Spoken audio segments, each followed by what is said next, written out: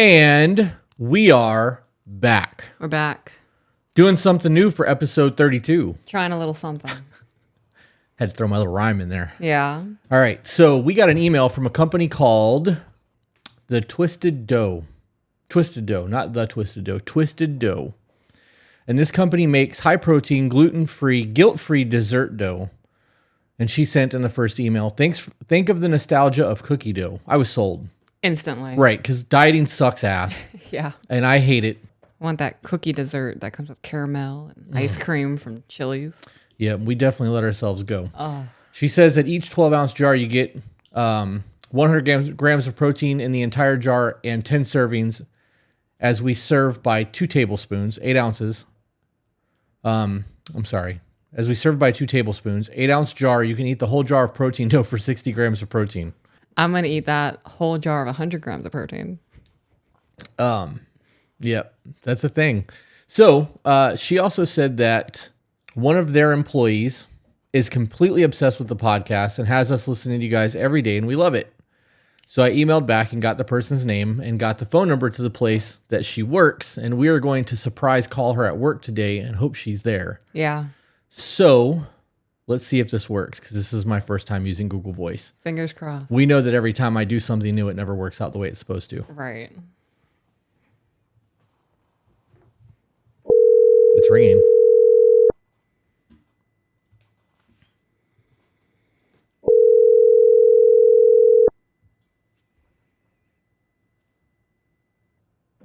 Hello. Hello, is Mariah available? This is Courtney, but Mariah is here. Okay. This is Chris and Peaches with the To Be Better podcast. Can we talk to her? What's up? I'm the other dough lady. Oh, yeah? You can see our face right now. Are you the one that's been emailing back and forth with us? Sorry, Chris. There's Mariah. Hi. Hello. Hi. How are y'all? Good. How are you? I'm very excited. We understand that you play our podcast at work. Yes, every day. I love that you guys love it. That support's so dope. It's so wonderful. It's really helped me a lot, and the girls just love listening to it with me. Ooh, you should email in and let us know how it helped you. Yeah. Yeah. Oh, it would be one of those good emails that y'all like. Oh, we love those. That'd be so dope Yes. to receive. We're getting ready to change our Wednesday live stream formats to do a lot of thank you stuff. So that could be something that we'd read on a Wednesday live. Yeah. Oh, that's so cool. Yeah, I'll definitely look into doing that. So what made you want to do the protein cookie dough thing? Well, the owner is actually standing beside me. We and Courtney, all three of us worked at a meal prep company that she owned. And then our CFO, right, he embezzled $1.5 million from the city. And he also shit showed our business. We shut down a week after we found out.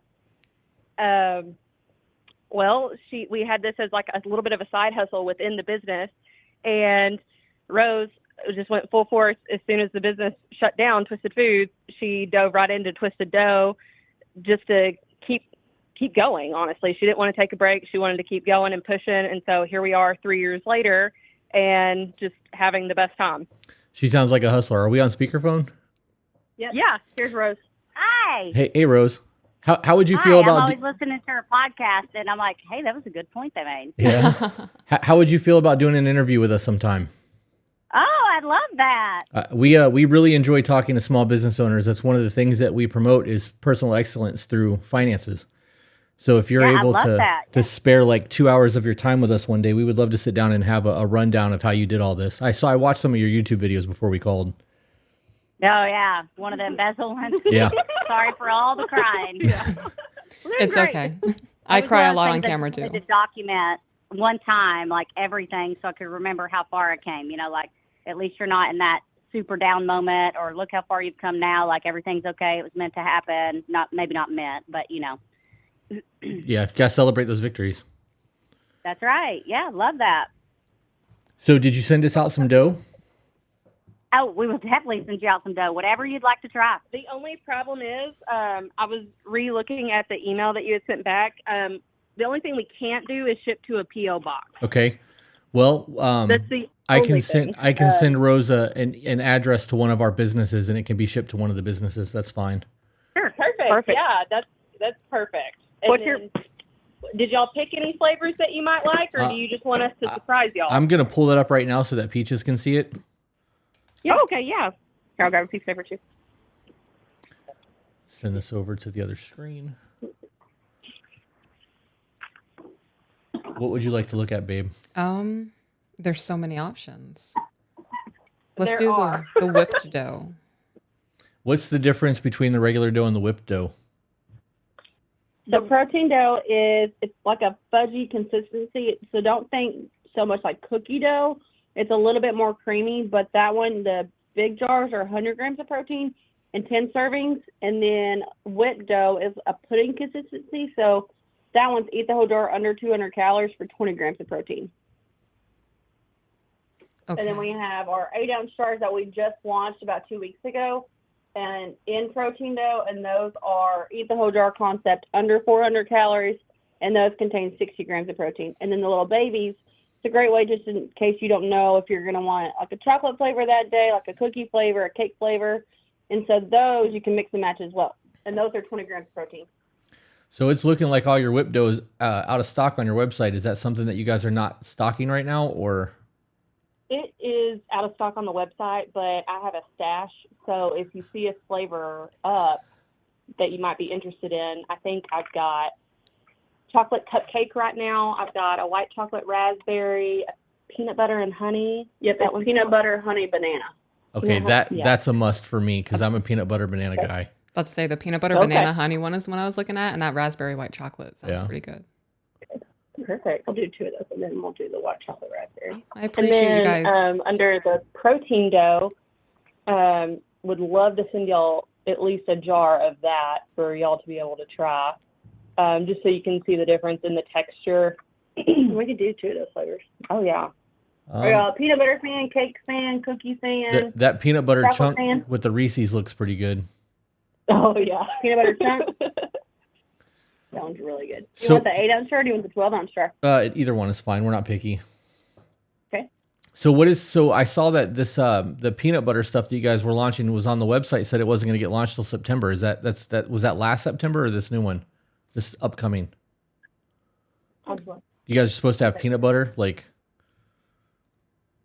Oh, like the peanut butter powders. Yeah, I don't know. It was whatever was on your YouTube says that was dropping in September. Oh, yeah. Yeah, we already launched those. So we have 5 flavors. So it's a little different. The twisted peanut butter powder for you. So it's like PB2 powder, but typical peanut butter is 14 grams of fat. Ours is only 2 and only 2 grams of sugar. Okay. So we've got 5 flavors. And then the vegan one is super good. It tastes just like brownie batter. So don't let the vegan scare you. But we like to put it on rice cakes, on pineapples, apples, and your smoothies, and your oat cereal, anything like that. Okay. That's exciting. And we It do is, have yeah. on the Berrylicious, we have strawberry and blueberry right now.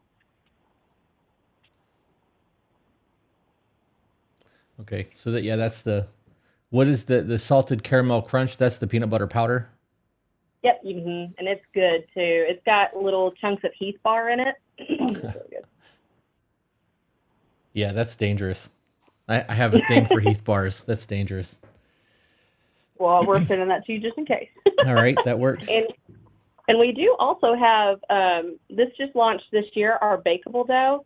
I heard on the podcast earlier that you might like protein cookies. Yeah. And that's what these are.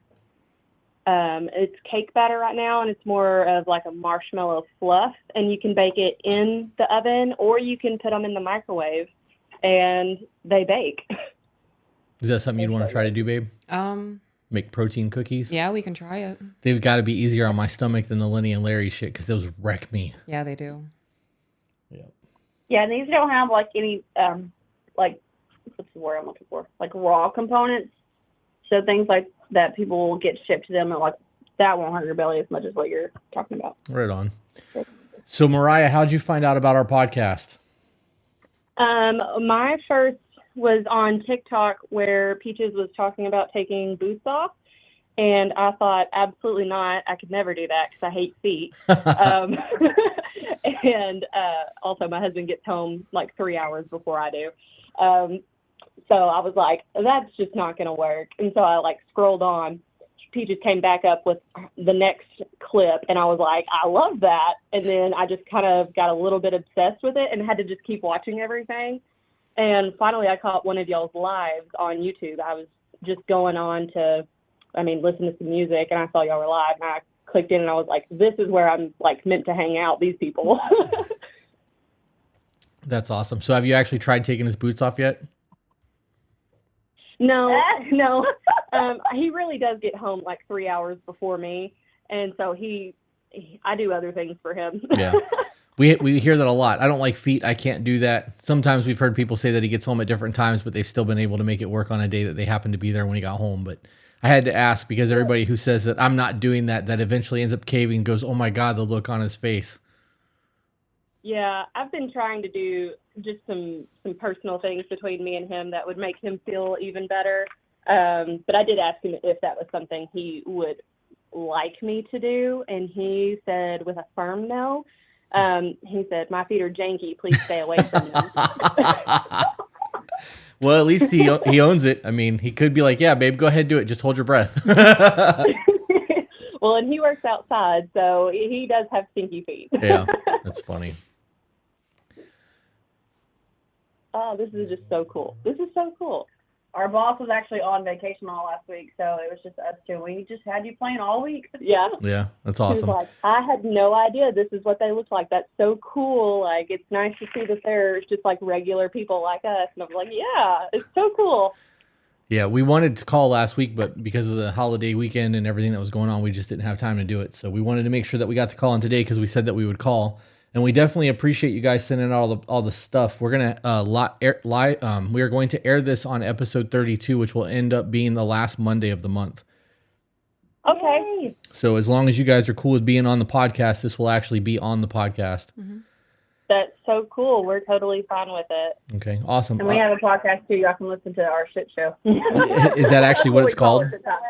It's a literal shit show is what we call it. Funny. All right. Well, Rose, I'm going to send you an email when we're done with this and give you that address and then try to schedule a time that we can do an interview with you to talk business and see how, things have evolved for you since the calamity of the previous existence of your business. And we'll go from there. Thank you. We really appreciate that. That's so Exciting. cool. All right. Well, thank you guys for supporting the podcast. Thanks for listening. And absolutely thank you for the food. And we will talk to you guys later. Have a good day, guys. Thank you. Thanks. Bye. Bye. All right, guys. So we're back from the call. So we literally went from those two desks to these two chairs. We should have done like Oh, that would have really been the move. and like just transferred. So Now we know. Yeah. Well, I mean, it's not hard to do either. Yeah. We literally just have to go in the chair and just that movement will make it look like we bounced in and out of the frame. How funny would it be if I did that and I pretend to fall over and I actually fell over? Yeah, I can see that actually happening Right? though. Oh man. So we got some things. We did. We got some stuff in the We mail. got some stuff in the P.O. box. And the Mail first, call. the first one's an envelope. And Chris said it's a wedding invitation. Oh, it is. And it's in October. Yeah. In a place that we've never been to. Where at? I'm just going to pass you it. Okay. I want to say it out loud. That works. Oh. We have not been there. Right. How fucking wild would it be if we just showed up at somebody's wedding? Right? Completely unannounced. What's up, bitches? We're here. We got the invite. Right. That would be a lot of fun. It would be a lot of fun. Twould. It's on a Friday, right? Twould. I don't know. I don't want to pull that card out of there. Just Okay. I don't want to accidentally put somebody's address up. All right. The next one is from somebody. I don't know. From Prime. You fucking did not. Somebody sent us Oreos. S'more Oreos. What the fuck? Those are You- S'moreos. They're S'moreos. That's clever. It's really clever. I'm just going to open it and smell it. Oh, I've been doing so good. Why would somebody send you those? I think because we were talking about it. I did say the other day that I'm really craving Oreos, but I think I also said the other night that I want like s'mores. I don't know. I don't know why somebody sent those, but I want to smell it. I'm gonna eat one before the kids get home. Oh my god. I don't know if I'm gonna like these, but I'm gonna try one. I bet that dipped in milk is amazing. Is it good? The crunch is really nice. I am going to have a cheat day on Sunday. Or on Saturday. You mean a cheap meal? A cheat meal. Yes, a cheat meal. You mind tossing it over there? Thank you. Every Saturday we're weighing ourselves. And I think Saturday, if I hit my goal weight loss for the week, I'm going to have a serving size of those Oreos and a bunch of milk to fill me up. This is very light. I don't know what this is. So excited about this Oreos. It's taking everything in me not to just inhale them.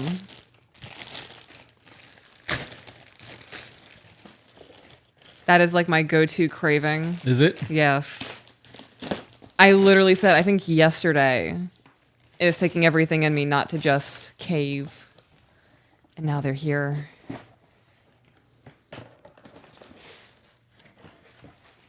Okay.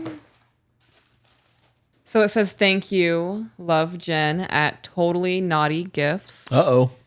So Totally Naughty, KNOTTY Gifts. And I'm assuming that's on Etsy. Etsy. It's Etsy. I see the paper. You're such a sleuth over there. Detective Peach is at your service. I think I'm doing great. Can I get the hat? Oh, you can go whatever you want, babe. Oh my gosh. Oh wait, no, you can't. How dare you ask for anything? Oh yeah, that's right. I need to be sad and Right. oppressed. Right. Stoic. I can't. Not quite a neon sign, and I hope this turns out to be a good yellow. Thank you both for the advice you give and example you set as a couple. It says Paige Annabelle. Oh, gift message. So that's from Paige Annabelle. Thank you, Paige. So I'm thinking Paige commissioned Jen. I'm obsessed with this. Oh my goodness. Look at that. That's awesome. So I have to, is it like wire in there to like form it, or is it just? I do feel like a wire in Okay. there. Oh my gosh. I think she hand knitted that or crocheted it. I can't tell. I'm still learning, guys. This is really nice. Does it come off of here? It does. I can untie it. Yeah, but I wouldn't do that. It's supposed to be mounted on that board, I think. Oh. Okay, I'm gonna pass that to you then. I like the texture of it. I want to keep touching it. Wild. Thank you, guys. I honestly like that better than the neon sign. Yeah? Yeah, I do. Well, that LED was a disaster piece. Yeah. It did not do anything that they advertised. It's super underexposed on the print.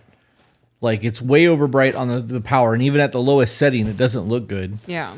I was hoping that it would be backlit so I that you could thought- really see what it looks like, and it didn't do that. So. That's what I was expecting, the backlit. Yep. Can I put that in my plant area? You can do whatever you want. Yes. So we have yesterday, which was the 5th of July. I don't even know This episode will be dropping the last Monday of July, so in 3 weeks this episode will be playing. Yesterday, I put the "he doesn't want to be here" email on Spotify, which was recorded in February and posted only to YouTube. But because we're not recording content for Wednesdays anymore, I'm trying to pull backlog content from YouTube to Spotify so that people who only listen on the podcast can get content. Because I'm trying to keep the numbers up on the actual podcast. And I'm kind of worried that like I'm giving too much content. Like I feel like sometimes you can oversaturate the market with things. Right. I wonder if we're doing too much. You want to ease up a little bit? I don't know. I definitely know that we're changing Wednesday's content, Right. but like, do you think that we're oversaturating? Because we are doing a lot in a short amount of time. And like, it's just like a scarcity thing.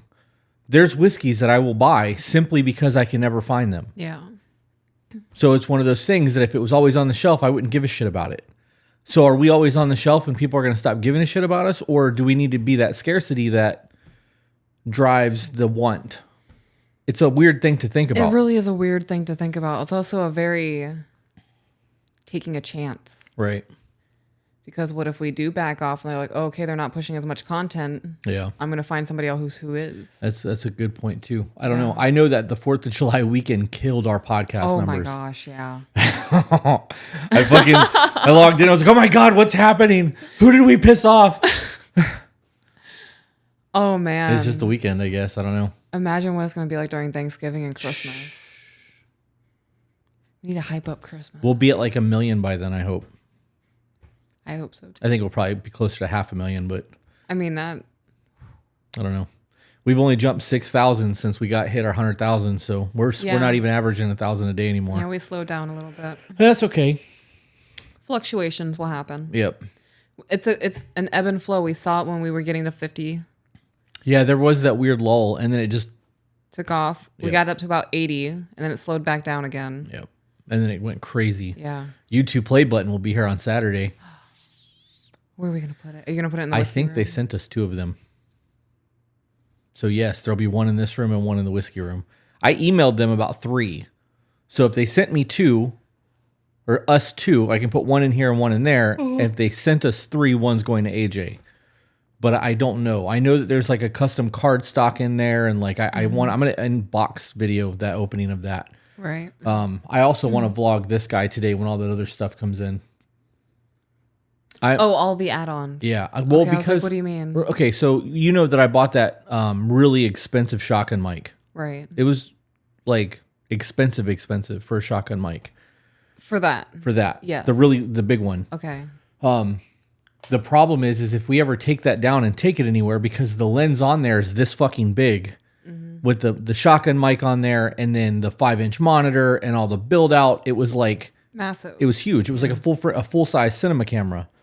I don't want to do that. If we're doing B-roll shit and that's the camera, I'm probably going to put the 50 millimeter 1.2 on there and use that as like just a prime lens.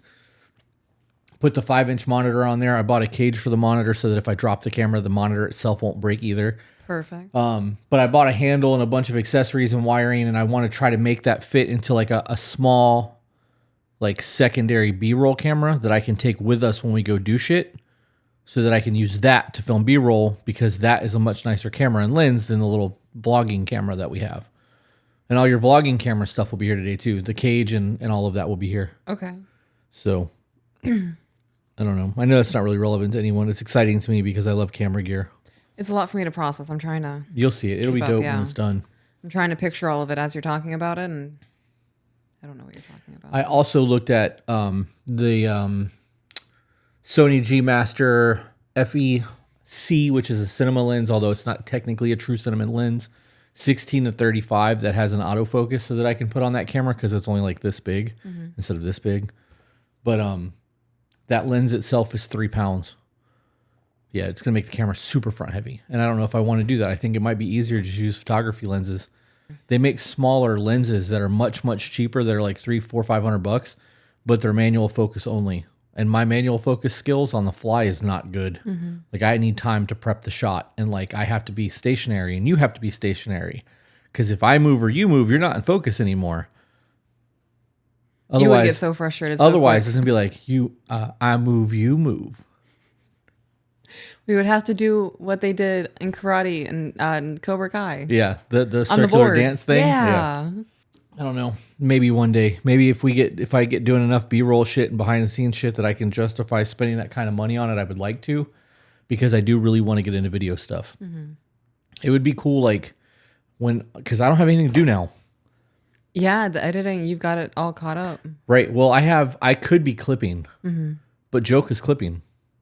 Oh, The I Am really? Joka is doing the clipping right now. I want to get to the point where I can pay somebody to clip the content. I don't want to do it. I want to edit the podcast, edit the short, the long form, and then have somebody else splice it. And if I have to, we can use AI, because AJ is using AI to make the clips now anyways. I don't even need to watch the shit. I just need to be able to upload it to TikTok. I don't care about TikTok. Yeah. So. I don't even watch the content anymore. I see what it's labeled as. And then upload it. Yeah. Same. I create a description off the title. Yep. And I So go. do I.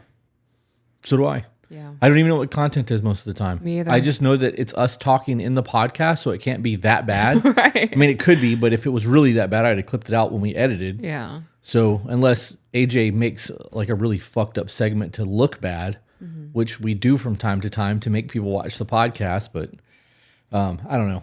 Interviews are coming. Yeah, they are. Interviews are definitely coming. We might have one tomorrow night. We have one next Thursday. You're finally getting your passport. Tomorrow night.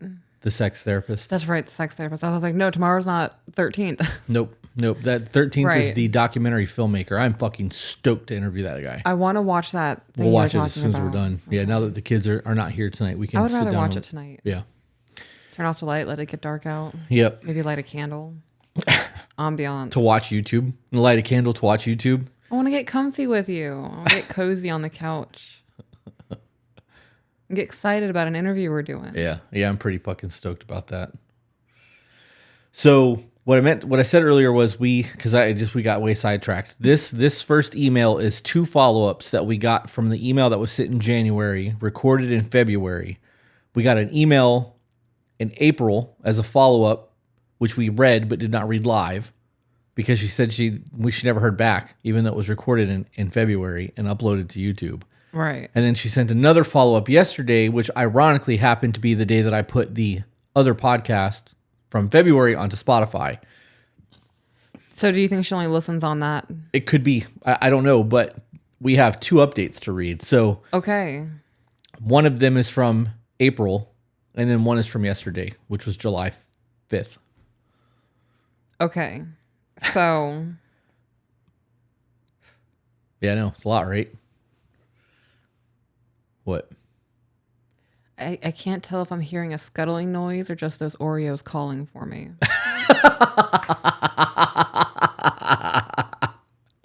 Okay, if you're not actually hearing a noise, that was very well played because I thought you were looking for something making sound.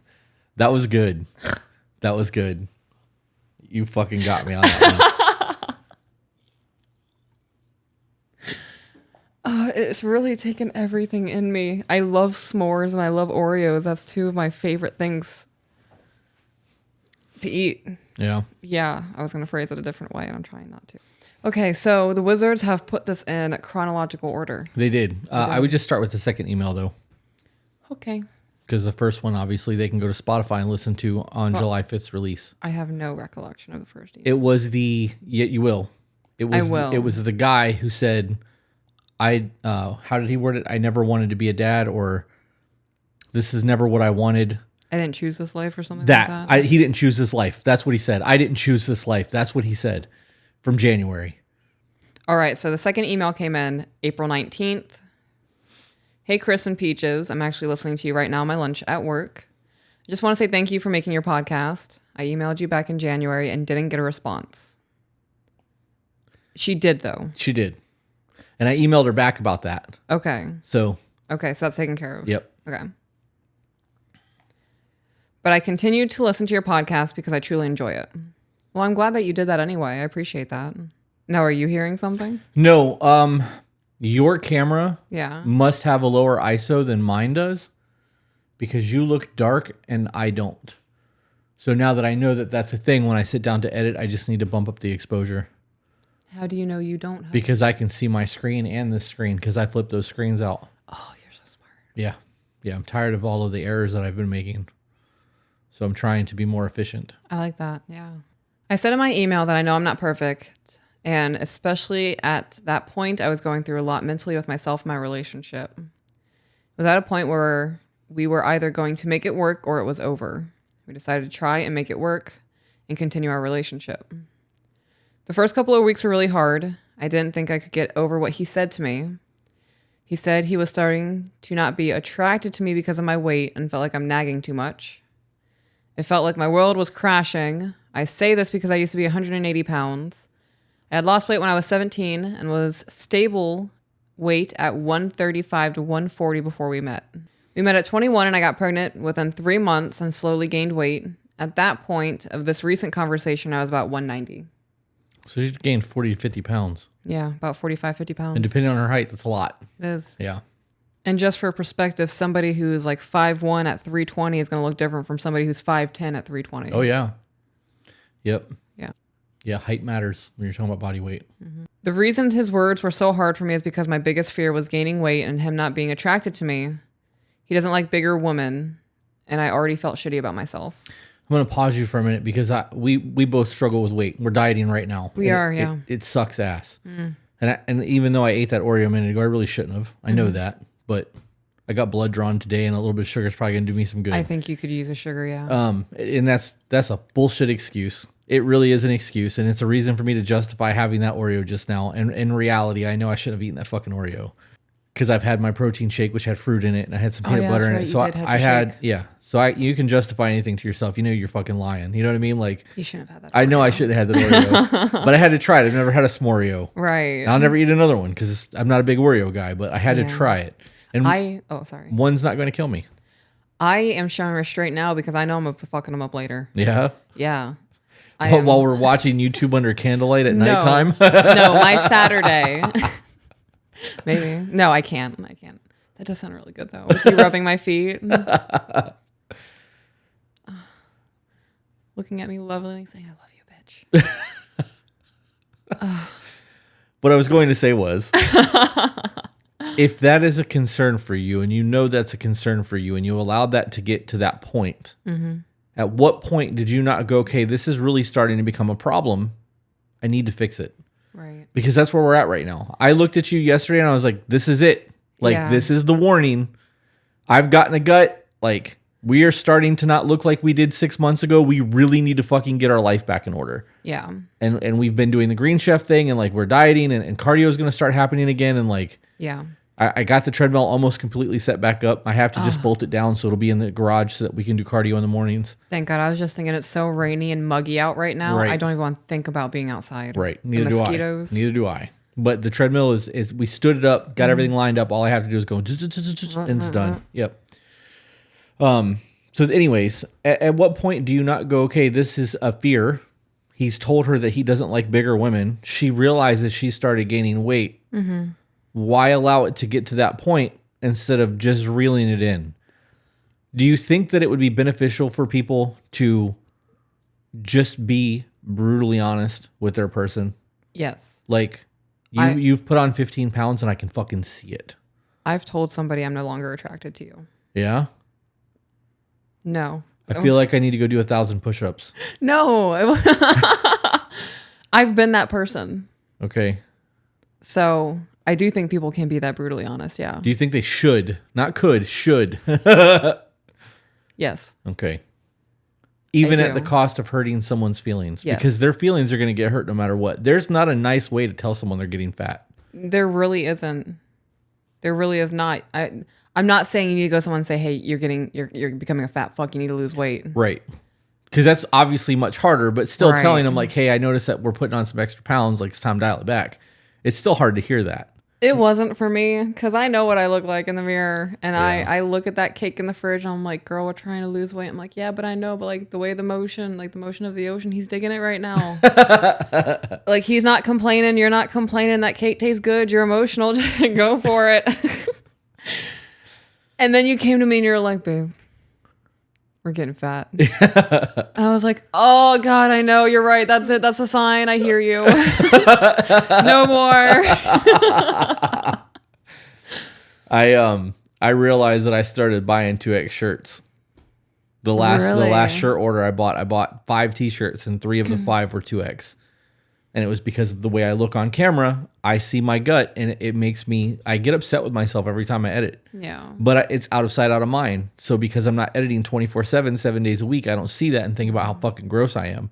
But when I am editing and I order lunch, it's always a very good lunch, not fucking triple cheeseburgers and French fries and desserts. Gravy and biscuits. Right. Yeah, definitely don't do that while I'm editing. Oh, But fuck.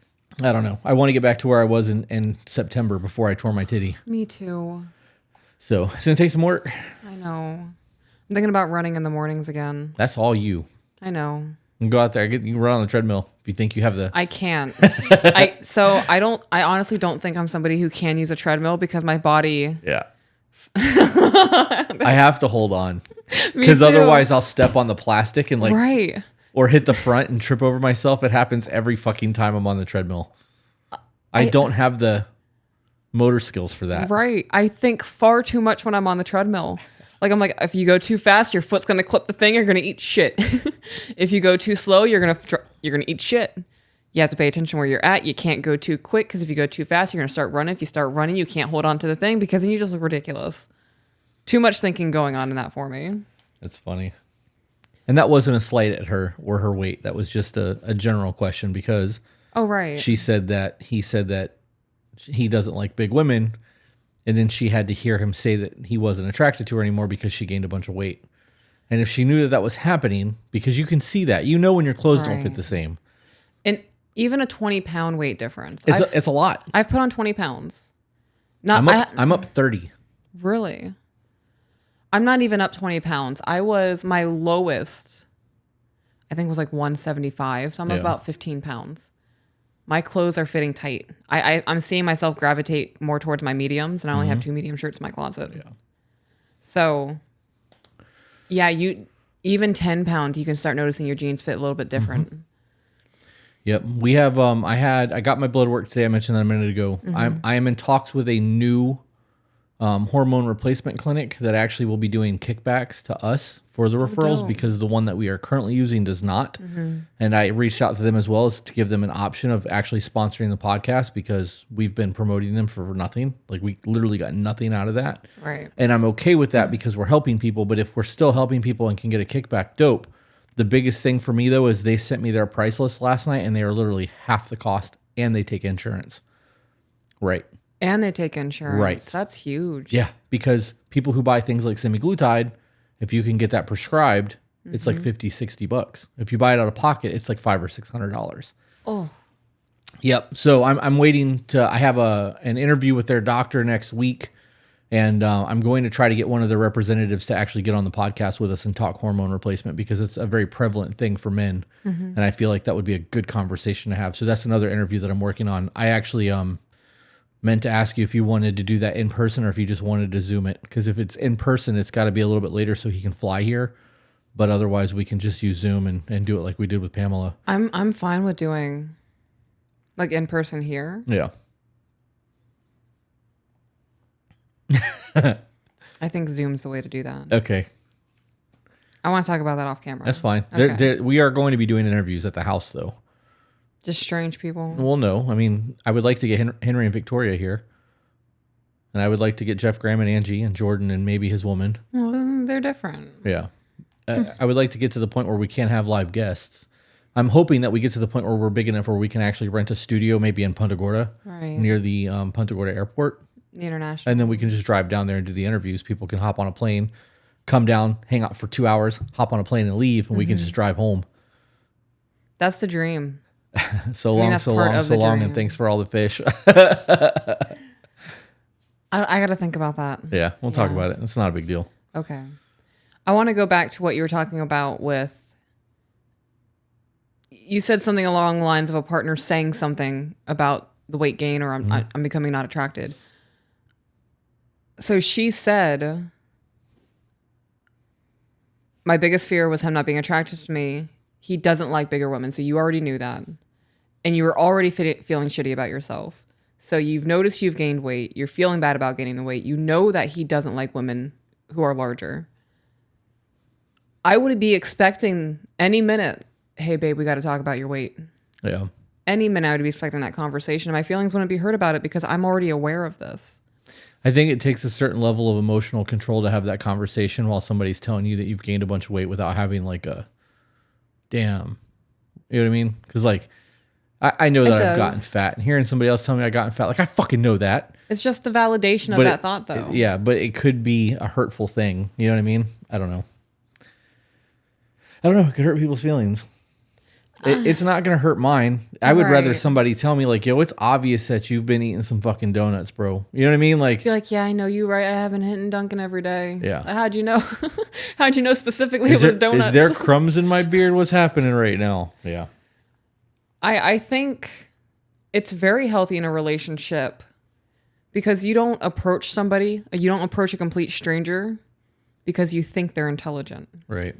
You approach somebody because you're attracted to them physically. Right. And then you want to seek beyond that and learn their mind and see if this is something that would last long term. Yep. a lot of people get up in arms, especially women, over anybody who speaks out and says you have a image to maintain in a relationship. You should maintain that image, Right, though. I agree. You should be maintaining your body. Right. You get one of them. Mm-hmm. Motherfuckers can't take care of their cars, let alone their bodies. Like, you can't trade this bitch in. You get one. When I lost my 100 pounds, all of the loose skin I had on my body and the stretch marks, there are even times now where I still stand in the mirror and I look at my body and I'm like, I can't believe that I did that to myself. Yeah. There was a time in my life that I look at my stretch marks and be like, fuck yeah, stretch marks. Yeah. Because they were in all the right places for me getting big, like muscular. Now they're all right here. And I'm like, bitch. I'm so sorry. Yeah. That's all right, though. It's not hard to lose weight. It's just, it's dedication. It's self-discipline. Food's so good. New patron. Patron. Food is so good. Yeah, it is. That's why we're fat. I really want like, you know those cocktail glasses they use for like shrimp? Yeah. I want that with SpaghettiOs in it. And then like around it, just like nice cheeses and maybe some Ritz crackers. You know what we should do if we ever get rich? Like rich? Yeah. We should open a stoner cafe and do weird foods like that. Oh my God, whatever I think of that day. We have to design a menu for it. Well, I know. But we could put it somewhere where they do like live events often and do like late nights instead of doing like a 24-hour a day thing. Do like a 2 p.m. to 2 a.m. Yeah. Yeah, that'd be kind of cool. I don't know. I like doing my wake and bake mornings and having whatever breakfast foods I can think of. Yeah. Yeah. That's a really good idea. Oh my gosh, we could do like Sunday mornings, wake and bakes. And then like the late nights, like Friday and Saturday nights. Oh. I'm getting ahead of myself. I can barely keep track of the Discord. Stop it. Yeah. Your hypotheticals just went way hard there. I've always wanted a food truck. Yeah. I've always wanted a food truck. And having the idea of having like a cafe where we can have like maybe a book section and we can do... I'm going to own a coffee shop one day. That would be amazing. Mm-hmm. I would love to be able to like bake things and just have like, I know you're going to have like a whole working staff there or whatever, but to be able to like bake 3 or 4 of my pies and be able to sell them in there and be like Peaches pies. Let's get back to the email. Okay. We're side railing really hard. We are. There really is no polite way to say I'm no longer attracted to you. Right. It's really not. There It's really going to hurt isn't. somebody's feelings no matter how you word that. I think about that every once in a while. Like the look on the person's face when I said I'm no longer attracted to you. I shattered that person. Mm-hmm. That person has lost a massive amount of weight and they're so much healthier now. Yeah. I don't think it's because of me. I think me saying that It though. could be. You have no idea how much your words can affect somebody. Right. Do you remember, I'm only going to say his first name because I don't know how comfortable he'd be with me talking about him on the podcast. Do you remember Alex? Yes. When Sylvester Stallone. Yes. When I first met that kid, he had no self-esteem. No, he He didn't. was just a fragile, beaten down little kid. Yeah. And he's like a young man now who's fucking like- doing a thing in life, right? He's jacked right now. Right. And it came down to just the things that I've said to him. I get messages from him like every 3 months. Hey man, thinking about you. Thank you for everything you did for me. Like, I didn't do anything other than have pep talks with the kids. Like, dude, believe in yourself. You know what I mean? Like, Yeah.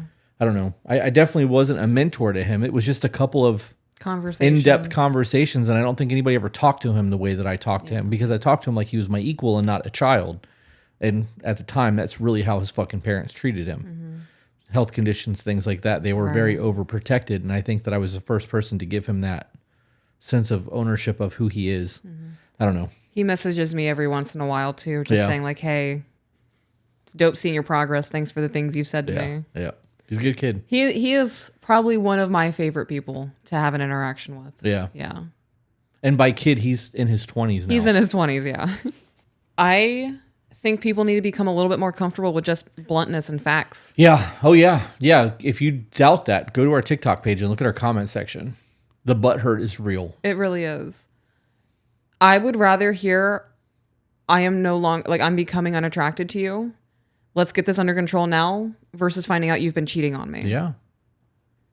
100%. I would rather get that harsh truth and have a little bit of discomfort in the moment than have months of discomfort because somebody hasn't had the heart to tell you what's going on. Mm-hmm. Hurt my feelings. Yeah. Get it out of the fucking way and let's get through this versus 6 or 7 months of unhappiness. And that 6 or 7 months is going to include avoiding. Yeah. Maybe no sex, no intimacy. Yep. All kinds of other issues. An underlying resentment there because they're not having their needs met. But I started working on myself after that. I started working out and eating in a deficit, and I've lost 22 pounds. Fucking get it. Hell yeah. Ooh, speaking about that, tomorrow's shoulder day for me. Yeah. I was supposed to do arms today and I didn't because I got that blood work done. I wanted to make sure that my levels were as low as possible. Yeah. But my lats are still shot for Monday. Really? It's been longer than 3 days. I was pretty angry Monday. Yeah. I wasn't when I walked out of the gym. I could tell. I fucking regret it. It hurts. No, you came out of the gym not angry. That's all that matters. While I've been working out, I listen to your podcast and I'm reteaching myself on how to communicate without getting irritated and making it a fight. I'm working really hard, but I'm not perfect and sometimes it can lead to a fight, but I always apologize and say that's not how I want to communicate and it's not okay for me to behave like that. Love that. So much accountability in the moment. That shit's not easy to do. It's not. It's hard. The beginning, when you first start doing that, it's fucking hard. And I gotta be honest, the hardest part of that is choking down your pride in the moment and actually addressing the issue and taking the accountability. It's not easy to swallow your pride, especially when you're angry. You know what I mean? Yeah. Like, even now, there are times where I have to come to you and say, I'm sorry that I overreacted the way I did. yep. It doesn't happen often. Does it? No. You mean the overreacting? Yeah. No, it doesn't happen often. Is there something that happens often? You were very good about coming back to me after the fact and having a calm discussion with me about why things transpired the way they did. Mm-hmm. But I think that's very healthy because you are introspective to who you are as a person. Probably not the right word there, but I think it is, so I'm going to use it. Okay. But because you have that self-reflection and you're able to pick apart what's happening in the moment after the fact, we have an after-action review. Mm-hmm. It's like a debriefing. Yeah. Of why we have the performance issues that we're having and to make the team better kind of thing. I don't know. It's beneficial to me. Like, I enjoy that you do that. So when you asked me that, I was trying to... Okay. Because, yes, you do that shit all the time, but that's the after-action review, not the overreacting. Okay. I just want to make sure there's not something that I'm doing that is a problem that's persisting. Okay. I just had a heart attack. Well, you asked me a question that had 2 points to it. Okay. So I had to figure out what you were asking me to address that, not both points. Yeah, I do have that. I sit down and I really pick myself apart because I don't like not being in control of myself. Yeah. And when something happens, and I notice when I'm out of control. When I'm no longer in the driver's seat and I'm in the passenger seat, I'm like, bitch, you're going off the road. Like, pay attention. I have that inner monologue. Like, it's like reading through court transcripts, trying to figure out and pinpoint what it was. And once I figure that out, I want you to know, like, this is not going to become a characteristic of me. This is what happened. This is the dots that connected to that. I figured it out. Now that we've solved the problem, I have noted it. It's highlighted. It's not going to be an issue again. It is very important to me that you understand that I am constantly working on myself. Oh, I'm getting emotional. It can't be a podcast without you crying. And there it goes. My makeup looks really good today. Stop. That's a really nice one. How much did you say that was? I don't know. That's fantastic. It does a really nice job glowing. You look great. It is very important to me that you know that our marriage is a priority to me. Right. And that reflection on myself, even in regards to my weight gain, I know that I've not been eating right. I know when we order from Chili's, you're ordering whatever meat you're ordering, and I'm getting Texas cheese fries with a ranch. Yeah. I'm 100% emotional eating right now. I know that I am binge eating, and for the last 3 days, I've been doing the AG1 in the morning and Green Chef for lunch, and I'm probably having like a snack or two, and I'm fasting for dinner. Yeah. Like, I'm really trying to get my shit under control because, like I said, I would rather you come to me and say, babe, we're getting fat, instead of in a year finding out that you've told me that this has become a problem and you're no longer happy in the marriage and you started looking elsewhere. Not saying that that's what you would do. Right. Hypothetical situation. Well, it's better to be safe than sorry. When people tell you their criticisms, you should listen to it. Right. And there's nothing wrong with getting healthy. Even if it was one of those things where you're like, I'm happy being fat. It's not healthy to be fat. And if you want to spend a long life with your person, you need to get your fucking health in order. Right. I don't want to be able to get into a position where we can't do things with the kids. That is my biggest fear. And I don't want to get to a point where like we can't go walk for 5 miles if we want to and not feel like ass over it. St. Augustine was kind of a wake up for me because my feet were so fucking wrecked after that, and it's because I gained so much weight back. So It's like you were carrying that weighted vest again. yeah, plus the camera bag. Yeah. My husband refuses to listen to the podcast with me, but he sees how much of a difference it's made and helped me to change mentally and physically. It's like he sees me the way he did when we first met. I feel like my relationship and family has a chance. I want to backtrack. So she said, it's like he sees me the way he did when he first met. It's because now you're happier. Right. You're making efforts to be that person again. You know, a lot of the time when I hear somebody say, I just wish that they were the person that they were before, or I was happier back then, it's because you're probably no longer just happy in general as a person. You probably always complain about something, probably always nagging about something. They're always doing something wrong. They can never do anything right for you. They're always causing an issue. When you are happy and you're able to find the small things in life and enjoy them, you're a much more enjoyable person to be around. Yep. You're constantly telling me it's the small things in life because I get excited over really stupid shit. Zeke took a photo with me holding my tiny spoons, and that made my day. Yeah. We did a Top Gun high five. Come on. Made your week. Oh my gosh. I'm probably going to talk about that when I'm 80. This one time, this guy came over. We did a Top Gun high five.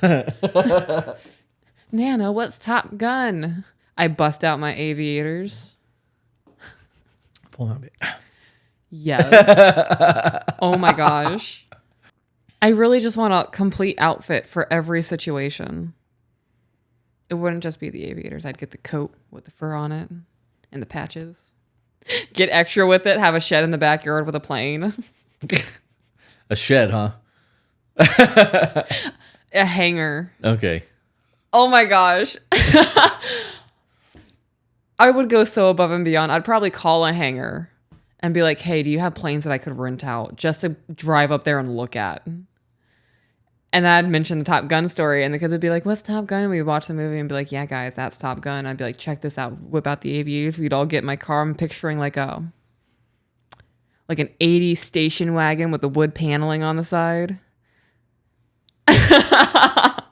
I am 100% in my own little world right now, Yeah, and you yes, you look are. so bored. Okay, I'm done with that. Let's get back to the email. Okay.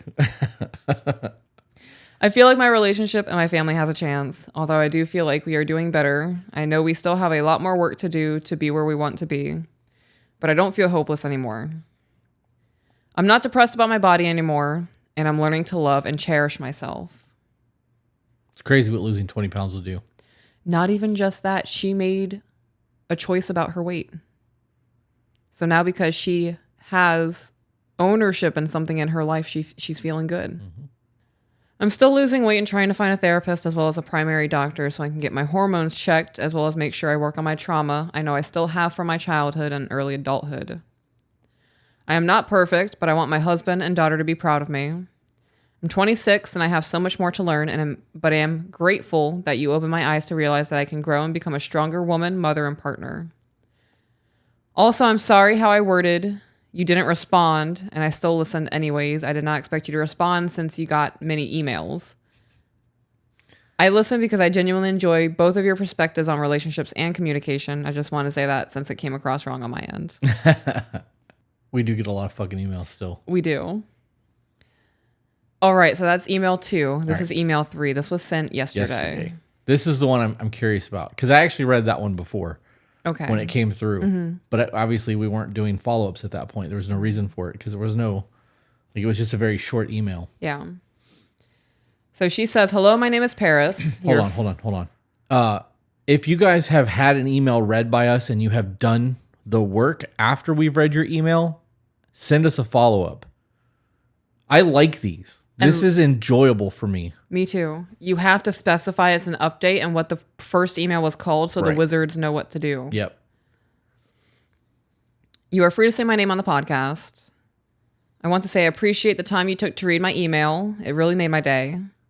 Today is 7/5/23, and this is the update as well as me answering some of your questions. Okay. We were together 3 months when I got pregnant, so you were right, not a long time at all.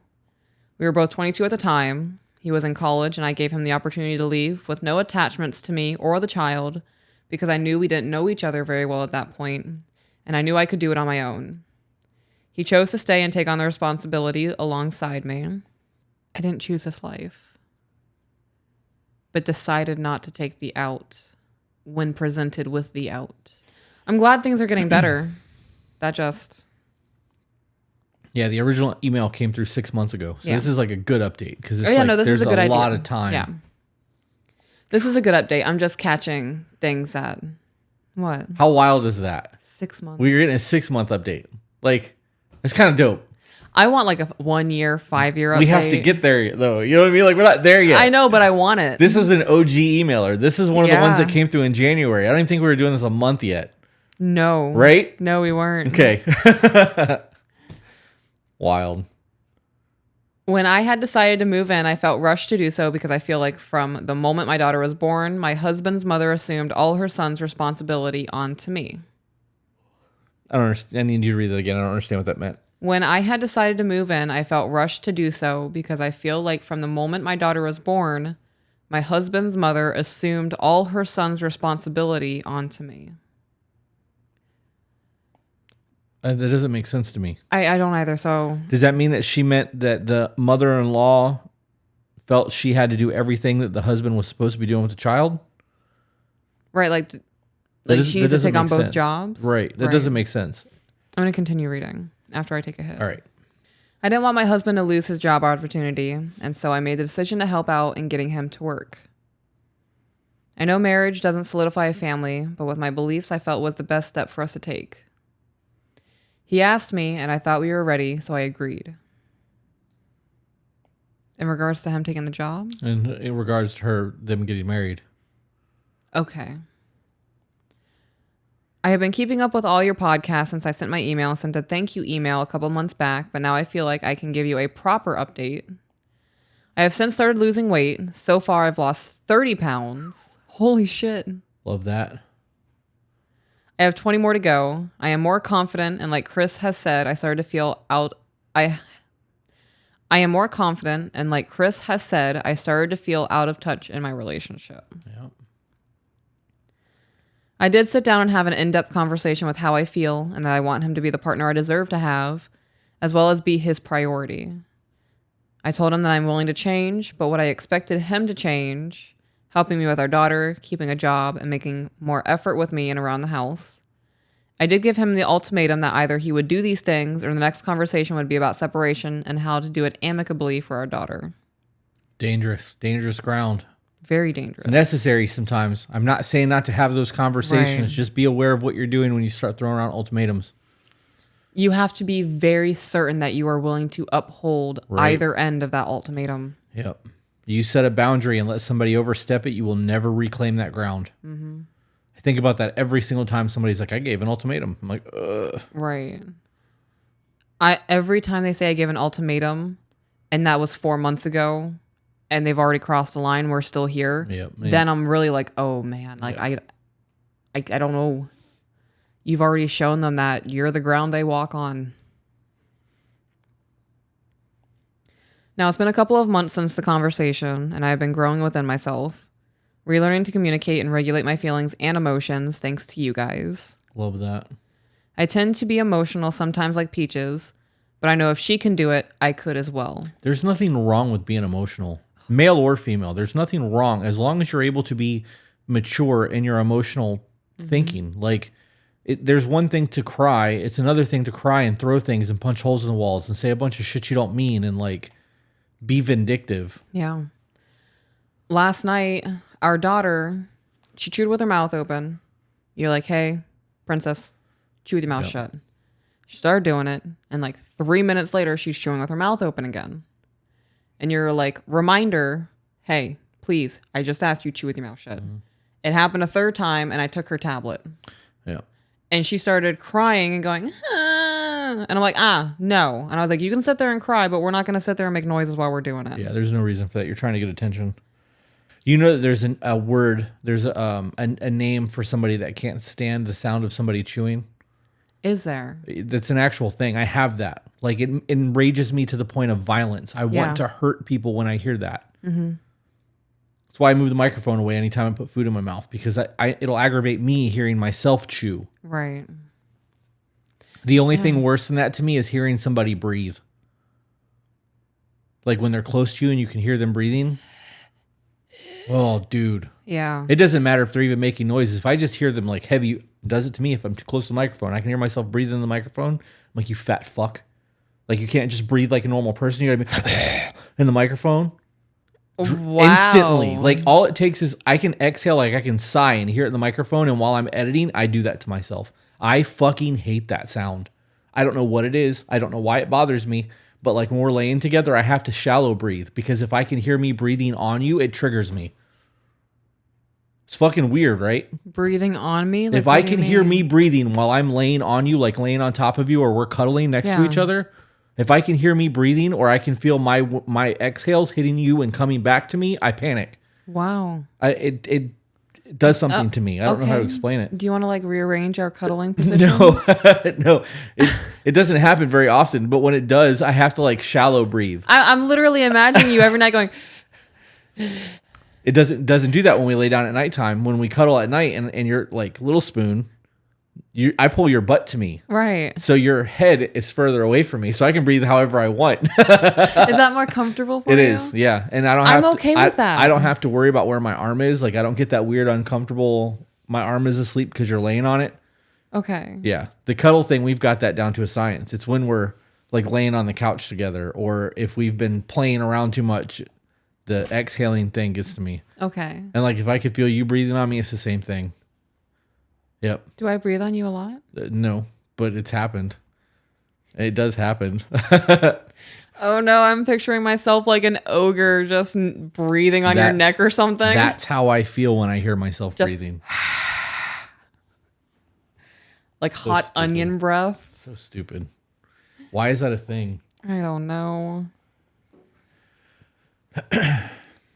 I can confidently say my husband has changed for the better. Love that. It's because you changed. Correct. It's because you fucking changed. Cause and effect. Yep. He has been helping me around the house without me asking, helping me with my daughter and picking her up while I go to the gym. He has been at his job now since October 2022 and is looking for a job that pays more while keeping this job in the meantime. While keeping that job in the meantime. That's what I'm fucking talking about. Yep. He's making more of a conscious effort to communicate and spend more time with me. This is giving me that, like, do you know on a really nice cold winter day when you get that first sip of hot chocolate and it's not too hot, it's just nice and warm and you feel it go down your esophagus and it just radiates warmth? We live in Florida. We have cold days. No, the fuck we don't. We had one last year.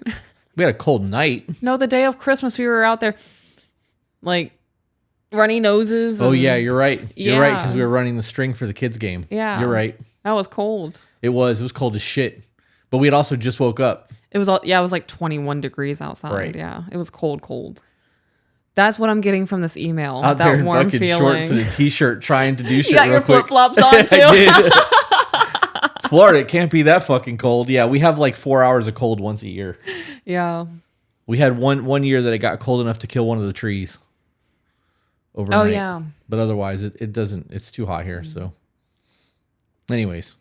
I can confidently say, I just read that. Our relationship has improved, and I am starting to feel more attracted to him emotionally. Ooh. That means your intimacy level is going to go up. Ooh. That, guys, that's the key. If your woman is not emotionally attracted to you, I bet there's a lot of issues going on right now in the relationship. He knows that if he goes back to his old ways, we are done. I think that's the push he needed. We still have a long way to go, but I feel we are going in the right direction. My daughter is a mommy's girl for obvious reasons, such as I've been taking care of her for 4 years. My husband is realizing how hard it is to try and build a relationship with her, and he's doing what he can to make up for it. It is hard with her not wanting him to put her to bed, but he will still try. He needs to be present with you while you're doing it. Mm-hmm. So you both put the daughter to bed instead of you doing it or him doing it. You do it together. Right, and then maybe you leave the room right a little bit before he does. I wouldn't even worry about that right now. I would just focus on the two of you doing it together. It's going to solidify a bond as a family. Mm-hmm. That's just one of those things. It's like eating dinner together. It's something that you should be doing if that matters. Yeah. I don't know. Kids, I don't think you guys realize how fucking much kids see and like understand, even at 4 years old, 5 years old. Like, I don't know. Kids are wild, man. Yeah. They're like little drunk adults. Oh my gosh. They're such a riot. I never know what to expect. Little bendy drunk adults. Yeah. Our daughter came out of the room the other night at like 9:30 at night with a tiara on and her snowflake jammies, with a purse, a single blue glove. And her sunglasses. And her sunglasses on, yeah. Can't wait until they're like 8 or 9 years old. Yeah. And they've got better brain capacity. I'm having a lot of fun. I mean, they annoy the shit out of me right now. Yeah, that's why I can't wait until they're 8 or 9 years old. They get under my skin so hard. Yep. They're so fun, though. Like the water gun fight. Yeah, I saw you were having a blast out there. I was hoping we were in the side yard, and I was out there. It was hot out, so I was wearing my black sports bra and shorts, and I was hoping you would see me G.I. Jane running across the yard with the 2 water guns, like having my moment, and you didn't. You were facing a computer. Yeah. I was really living my best life out there. With squirt guns. Yes, I got her good too. Yeah. I did like the one forward and one behind the back, getting her, and then she did it to me. She tried, but she couldn't do it right. Like she didn't understand, so her whole body's twisted, and she's like crab legging, stepping, trying to get me. Then there was a fat bumblebee. I love my life. I love the life that you provided for us. Thank you. You're welcome. It is hard with her not wanting him to put her to bed, but he will still try. I don't want to give up on my marriage, but I agree that you both need to want it, and I see now that we both do. He mentions how much he sees my changes, and he knows it's because of your podcast and my efforts to incorporate them into my situation. And he still won't listen to us. Right? Like, why is that? You think he's intimidated? Maybe. Or just stubborn. Foolishness. I gotta be honest, man. If you were doing something that was making you a better person, I'd want in on that shit. Right. I think there could be a fear there. Like he could start being like, he could be reflecting on his past behaviors and recognizing like he could be in the wrong on some things and doesn't want to admit that yet. But isn't that life? Like you're gonna be wrong all the time. Oh yeah. Being better is learning where you fucked up and improving. Mm-hmm. That's the difference between failing and learning. Right. If you don't learn from it, you're a failure. Mm-hmm. You learn from it, you didn't fail, you fucking learned something. I just don't get it. I don't get it either. And I got to be honest, on the same topic, if you were doing something that was making you better, I would want to be a part of it because I'd want to grow with you. But there's also a competitiveness in me. Like, I can't let her get better at communicating than me. That can't happen. I'm going to be in bed at night while you're sleeping with one ear pod in, staying up an extra 2 hours a night listening to audiobooks. I'm going to be honest. Every time you tell me you've read a book, I put it in my Amazon cart. See? I can't. You can't be more... Better? Be more better? Be more better? Yeah, you can't. You can't. We have to be close. At least like within 5% of each other. Yeah? Yeah. Okay. I'm going to stop telling you the books I'm reading. Unacceptable. Look, I know I said I'd never like look in the men's group. Hey, Zeke. I don't post all the books that I read in there. No. Only the ones I prescribe, but I would actually share. I want us to continue to grow together. That's normal. I mean, that's healthy. That's what I want. It's so hard to be a spy and try to organize a crime ring to figure out the information you're hiding. Thank you for just being upfront with me. Most men are hiding their Snapchats. I'm hiding my reading list.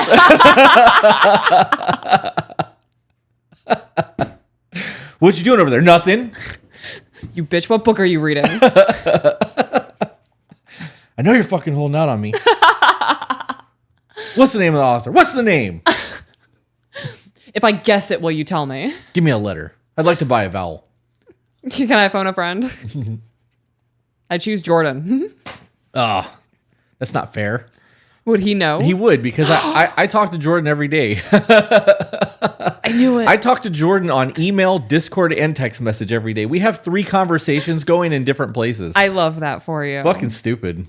It would be so much easier to just text message everything, but I see something on one of those things, and like some of it's work related. Yeah.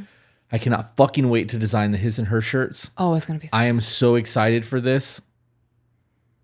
I'm not gonna tell him yet. Okay. I'm not gonna tell him yet. You know, with doing this podcast, I'm recognizing how much of a solitary creature I am. Mm-hmm. I don't talk to somebody every single day besides you and the kids. Yeah. I try to talk to Sean every day for friendship. Try to talk to Nicole every day for business. I try to talk to Jordan. I mean, I do talk to Jordan every day. I try to stay in touch with Dakota as much as possible, but because he is a business owner and we have going what we've got going, he's like physically doing shit. Like he's not in an office. It's a lot harder to have a back and forth with him because it'll be like 3 hours between replies sometimes or the next Right. day. But I am very active with Dakota. I try to talk to Zach every day, even if it's just, hey man, how's it going? I want to make sure that I am not the reason that my friendships are falling apart, even if that means every other day I just have to be like, hey man, how's life or whatever.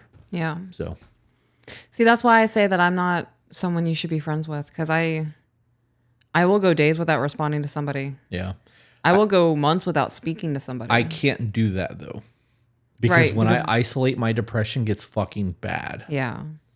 I've recognized when I have more human interaction, my depression gets bad. Yeah, you just have to find your balance, babe. I don't know. I have my friends, Yeah, like the people that I talk to that are understanding, hey, I haven't heard from you in 3 weeks, and that's just, it is what it is. I want to say that I love that you have people in your life. I love that I have people in my life Yeah. because 6 months ago I didn't. I You were had one definitely- person. You are definitely more fulfilled, and I've noticed you're happier. Yeah, I am a lot happier. I have people to talk to now. Vlogging also helps. Yeah. Being able to do the vlogs for Discord goes a long way for me. But having men that I can bounce ideas off of, the men's group it's helping me again. The idea of being able to have conversations about books that I'm reading with people who are reading them at the same time as me is dope. Which is the only downfall to us changing the Wednesday content. The problem is the Wednesday content is once a week content where I finished that book once, 2-3 times already, and I've moved on to other things. So like my brain has moved away from that book that you're currently reading and talking about. So I am kind of checked out in the moment. New patron. So it's one of those things that in those moments it's difficult for me. But with the men's group, like we just read 4,000 Weeks. I gave everybody until tomorrow, the Friday, the 7th. To finish that book so that we can have a discussion about it, because I want everyone to take away their biggest, like I want your biggest takeaway put into the men's group so that everybody can take it, because everybody's going to get something different. Somebody's going to say something that's going to trigger a very different thought than it triggered in me. You may hear something that I didn't even hear. You know what I mean? So having that book breakdown or that conversation with other people reading the book like a book club is very helpful to me. But I'm seeing a lot of people do things and grow. Steven is actually getting ready to start his own LLC. Oh shit! No way. Old boy's doing his shit. That's amazing. Yeah, 3 months he's lost over 50 pounds. In almost 3 months he's lost over 50 pounds. He's got all of his lawyer shit taken care of so that he can start his LLC and he's getting ready to form his own business. Fucking get it, man. 3 months. That's what I'm talking about. Yeah, love that shit. I'm thinking about, because we're changing the Wednesday things. I think what I'm gonna do is just go live on Patreon whenever I want to go live on Patreon and do book breakdowns. Yeah, Yeah. I'm here for it. I just don't want it to be a workload. Right. No, just whenever. Like, I'm gonna sit down and actually like read the book, and if they want to Right. join me, I can read the book out loud and we can have discussions about things. Yeah, I mean that would be dope. We could do that. We could absolutely do that as a Patreon only content. Yeah. Dakota is another one who's really fucking cemented his life right now. I'm seeing dudes, he's getting it too. Anyways, I want to state that I do communicate my appreciation for the changes. Okay, I want to make sure I didn't skip a sentence. I want to state that I do communicate my appreciation for the changes he's made and the little things that he does for me. goes a long way. It does. It does help in making him more willing to do things without me asking him. And When I do ask him for anything, he does it with a smile on his face. That's because there's a difference between making a demand and making a request. When you make a request, you give us the opportunity to make you happy. When you didn't make a demand, you're expecting servitude. It's two very different things. I know we aren't perfect, but no relationship is. It's always a work in progress. But when you're happy, it makes it easier for you to want to work together in those hard moments. Yep. I do want to say I agree that you should work on yourself and get to know your partner before getting into a serious relationship and having a child. I wish I had done those things then. I am glad I am able to do the work within myself now, though. I really appreciate everything you guys do with the information you're putting out there for people like me. Thank you for not sugarcoating anything. I think it helps people realize that they aren't always in the right and sometimes that you need to grow. Thank you again. That's the biggest critique that we get in like terms of negativity is that we are not sugarcoating things. Oh, yeah. And that we're very blunt. If you want sugarcoating shit, go to a candy store. Yeah. It's just not who we are. Like, I know that you're a much softer person than I am, but I'm not going to do that to anyone. I don't want that for me. Right. If I need to be held, I'm going to go to my woman. If I need harsh advice, I'm going to go to somebody I respect and get that harsh advice, because people who love and care about me are going to be like, yeah, no, bro, you're fine. Oh, hey, did you hear? You know what I mean? Like, I want that harsh honesty. I want that true criticism. Criticism without love is just cruelty. So, Do you think I wouldn't do that? what do you mean? You said you would come to me if you need softness or love or whatever you said, but if you needed... That harsh cruelty? Yeah. Well, I mean, I do think that you would do that, Okay. but I think that there are a lot of things that I wouldn't come to you for. If I have a business question, I'm going to John Hogan. Oh, right. Okay. There's different Right. relationships give me different things. I didn't understand that. That's where you were going with that. Yeah. That wasn't apparent to me. She said that, I know we aren't perfect, but no relationship is. I would like to think that our relationship's pretty perfect, even though that we have our disruptions and we have our moments of frustration and anger with each other. I think our relationship is amazing, but it's not perfect. It's fucking close, but it's not perfect. Why is it not perfect? Because we still have disruptions, because we still have growing to do, and we still have Right. life lessons to go through together. I think that we have, I don't believe in perfection, Right. period. The Merriam-Webster dictionary is only 99.9%. There's over 300 misspelled words in the dictionary. In the fucking dictionary. Right. The place we go to learn how to spell words. Yeah. It's not perfect. I think that when you think that you've got it all figured out, it's when you stop trying. You stop putting in the effort. You think you've mastered it. I don't want to believe that. I want to believe that we still have so much learning and growing to do, because it's going to make us keep working to be better for each other. Right. So I was going to say, I know that we have our disruptions. I think the fact that we know that we're able to work through them in a calm manner and it doesn't blow up, and that we have the emotional understanding that we can be the issue and that we can cause problems. I think that's how people view us as perfect, is because we are able to get through those. I agree with that 100%. I agree with that 100%. I know that people think that we have a perfect relationship. We've heard it. Yeah. I just want to have a relationship like yours. I want to have a relationship better than mine, and we're working on it. You know what I Yeah. mean? I think that it's the Dunning-Kruger effect. You know, people think they learn a little bit of something, and they grossly overestimate how much they know, and then they realize how much they don't know, and then they have to work towards it. Yeah. And we peaked long time ago on the things that we think we know and realize we didn't know shit. And now we're sharing with people as we're learning things. And I don't know. I mean, I'm fully aware that I don't know everything. Is that the end of that thought? Yeah, I had a whole thought process, but everything you said disrupted it. So Okay. I didn't say anything after that. You were like, I know I don't know everything, and then just stop talking. no, I know. I had a whole thought process with the perfect thing? yeah, No. and that there is no arguments. Every relationship's going to have arguments. I don't think there is a single relationship that isn't going to have arguments or Right. disruptions. So if we're working based off of that, if we're going to define a perfection in a relationship, it's being able to work through that. And no matter what, like, divorce isn't an option. Right. And you're able to work through that in a healthy manner. I think that speaks to the strength of the people and the want of the relationship. Yeah. Because you can have all of the buzzwords and you can have all the commitments, but if you don't have the belief in those commitments and you don't have the integrity behind your word to hold true to it, it doesn't matter if you have it or not. Right. I think it also comes down to having realistic expectations of what a marriage is too. That and of your person. Understanding that they're a human being. Yeah. Living with some fucking grace. Pretty excited for that peanut butter stuff or that twisted dough stuff. One more email and then we'll call it. All right. I think on Wednesdays we should also do thank you emails. Like we should start with a thank you email or two because we have a bunch of them. And then we should do a random topic. Okay. I want to do a Ruminations and Revelations today or tomorrow just so that we're ahead. But I want to talk about man caves. Okay. So we got a lot going on tomorrow, maybe Saturday. I'm not in a super big hurry. All right. So this one's titled Divorcing from Our Families. This person wrote, Dear Peaches and Chris, and I'm going to read it as Dear Chris and Peaches.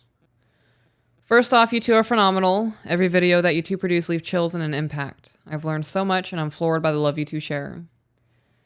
Good, healthy marriages are so foreign to me. I never grew up with any good examples, so you two are my baseline. So if you break up, I will turn into a villain. What would your villain name be? If you were a villain, if you're in the chat right now, if you were a villain, what would your villain name be? Yeah, I would like to know. Yeah. Have you actually put thought into that? No, but that's pretty funny because I've never heard anybody be like, hey, if this happens, I'm going to become a villain. But now that you've stated it, I need to know what it will be. So. Yeah. But on to my situation. I'm a 23-year-old woman. My boyfriend is 24. We've been dating for 3 years now, although it feels like a week. This is by far the best relationship I've ever been in, and I finally feel secure, cherished, and seen.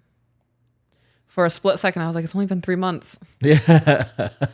I am so tired. I feel like I've gotten maybe 9 hours of sleep over the last 2 days. How is it that we have been doing so much less podcast shit and still don't have downtime? It's just how busy we are. Yeah, it's because our perspectives on the things that need to get done have shifted. Yeah. Yep. All of my woes from past relationships are a thing of the past. I truly feel this is the man I want to marry. The issue is his family. Not trying to point the finger and cast stones. I know my family is effed up beyond repair. Way more than his, but I've divorced myself from my family and I have zero contact outside funerals and the one time a year I attend an event. Get that. I feel you. He, on the other hand, has the picturesque Hallmark family, Sunday barbecues, Christmas cards, the whole nine. I enjoyed being with his family, and they truly made me feel welcome in the beginning. Oh, especially since I never got to have a functional family. I know you guys try not to comment on situations you haven't been in personally, but I don't know. So now I understand if you guys don't want to get into this topic. Desperation kicked in, and I don't know who else I can bounce this off of. We are an interracial couple. I'm black, he's white. His family is the complete opposite of us politically, which I'm 100% fine with. I don't want to know the depths to which we disagree because I know it will bug me a bit, so I just let it go. But ultimately, I've been letting too many things go. Having political disagreements between two people that can have an intelligent discussion is healthy. Right. You will find that most people's political stances are very similar at some point. And then things branch off from there and become different. And when you can come to the same understanding to a base level of things, you'll find that you respect people and you can have those conversations without getting stupid with each other. Right. I've let comment after comment pass, comments that no one in their right mind would think appropriate to say. Comments I thought were just in poor taste, but with non-malicious intent. All of it, I could have eaten every single comment because I'm not here for them, but I'm here for him. I could have eaten every single comment? What does that mean? Yeah, she's just taking it to the face. It's not a big deal. Or not taking it to the face. She just let it roll off of her. It's not a big deal. Okay. But this incident with his grandfather and cousin made me draw the line. I wish that she included some examples of the comments, even if we didn't read them on the podcast, just knowing. Right. Because if it was a political comment, that's different than like them being bigots. You know what I mean? Like, or like directly like racist towards you, for example. Right. Because it's very different to me. It is, yeah. His cousin texted him one day, and I just so happened to be on his phone. I clicked it because he was busy and was just going to read it out to him across the room. That message took the wind out of me. It was a back and forth between him, his grandfather, and his cousin about me. Oh. Oh man. Just knowing that it took the wind out of her, that's not a good thing. I couldn't imagine reading anything in your phone about me that would absolutely devastate me like that. There would be nothing in my phone that would devastate you. I know that. Just, I put myself in the mindset in these emails. No, I get that. That's not a thing. I know. I hope you don't think I was implying that. I don't. I don't entertain conversations with people about you in a negative manner. I just don't. It's one of those things that if somebody's really got a problem, that's a them problem. Right. And when you get over that shit, you can come back and we can be friends again, but you're not going to do that. I appreciate that. So I do the same thing. yeah, that's going to be part of the t-shirt, I think. I have to really figure out how we're going to start that phrase. I know. There's so much to talk about that. Mm-hmm. Okay.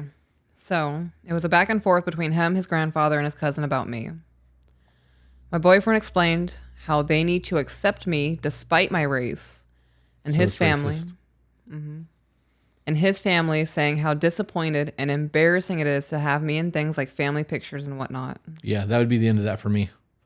Real shit. If you were black and I was dating you and my family said that shit, I would write them the fuck off in a heartbeat. No questions asked. I'd be like, that's really how you feel. Don't worry, we won't be there no more. I mean, don't bother reaching out. Like you don't have to apologize. You don't have to say, but there's none of that. You've stated how you felt. You can go ahead and kick rocks. I'm creating my family. I'm not tolerating that kind of shit. I honestly, her saying that she let comments go and all of these things, any of those moments, he could have said this is absolutely unacceptable. Right. I agree. I want to know how that became a political comment and then it became racism because I know that everybody believes that conservatives are just racist. That's not true. It's not. That racism argument is normally because somebody's losing an argument and they just need to throw a name at somebody, so they label them as racist. I don't know. I have friends that lie on both sides of the fence, and I've heard both of them say really off the wall shit. I just don't. There is obviously true racism, and this is one of those cases. This is disgusting. Yeah. I couldn't imagine being her. She's out of line with saying things to the family and being disrespectful. She's not overstepping bounds between like his mom's relationship with him. They literally said it's embarrassing to have her in family photos. Yeah. Being on the receiving end of that too, that if they're willing to say that to him, there's a disdain from them about him. So like from a racist mindset, if they have a problem with her, they definitely have a problem with him being with her. They probably think he's disrespecting the whole family name. Right. There's a whole lot of negative nonsense that I don't want to get into that, but know that if they feel that way about her, they definitely feel a certain way about him, and he needs to realize that shit.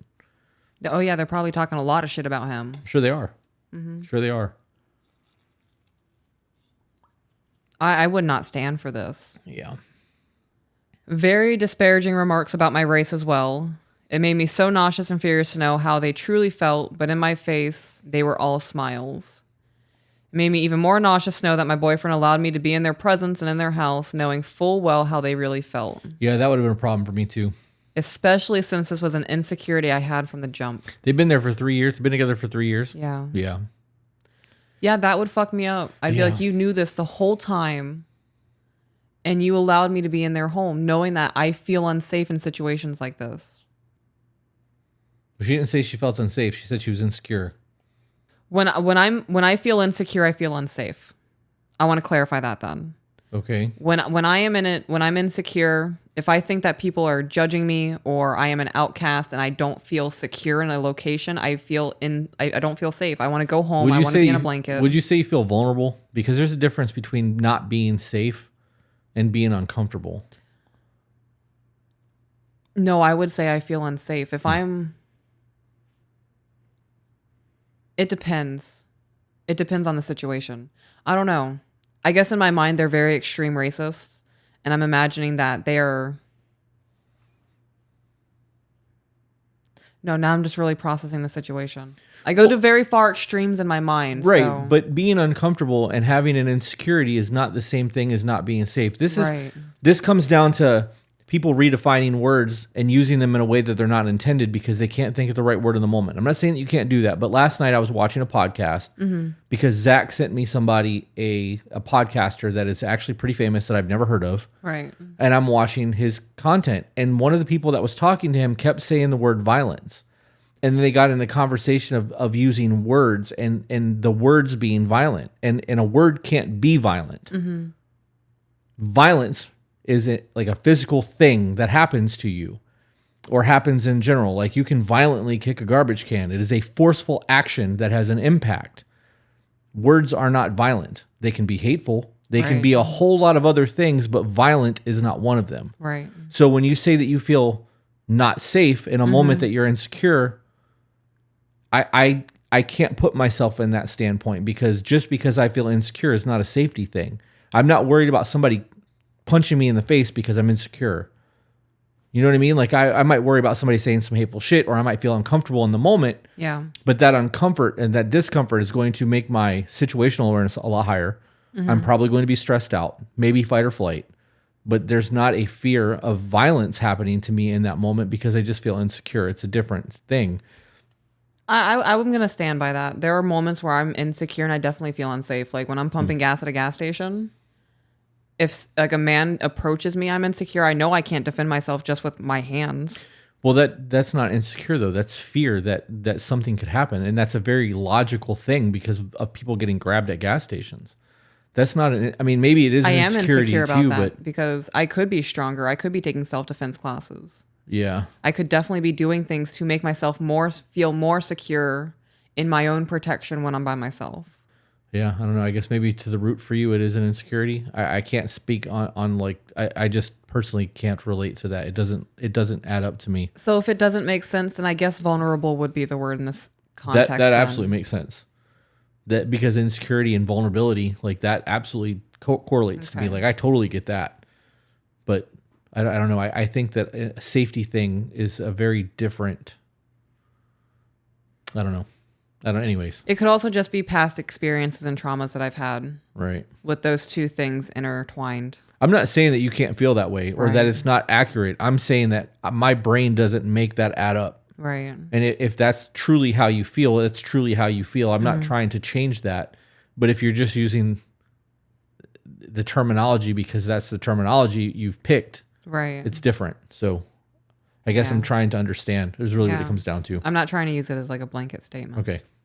Good call. Blanket statement. That would have been much better.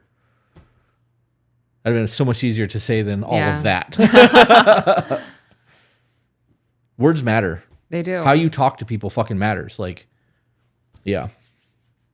I really do want us to be as deliberate as we can when we speak, especially to each other, because then there's not miscommunications. It's much less. It's much less.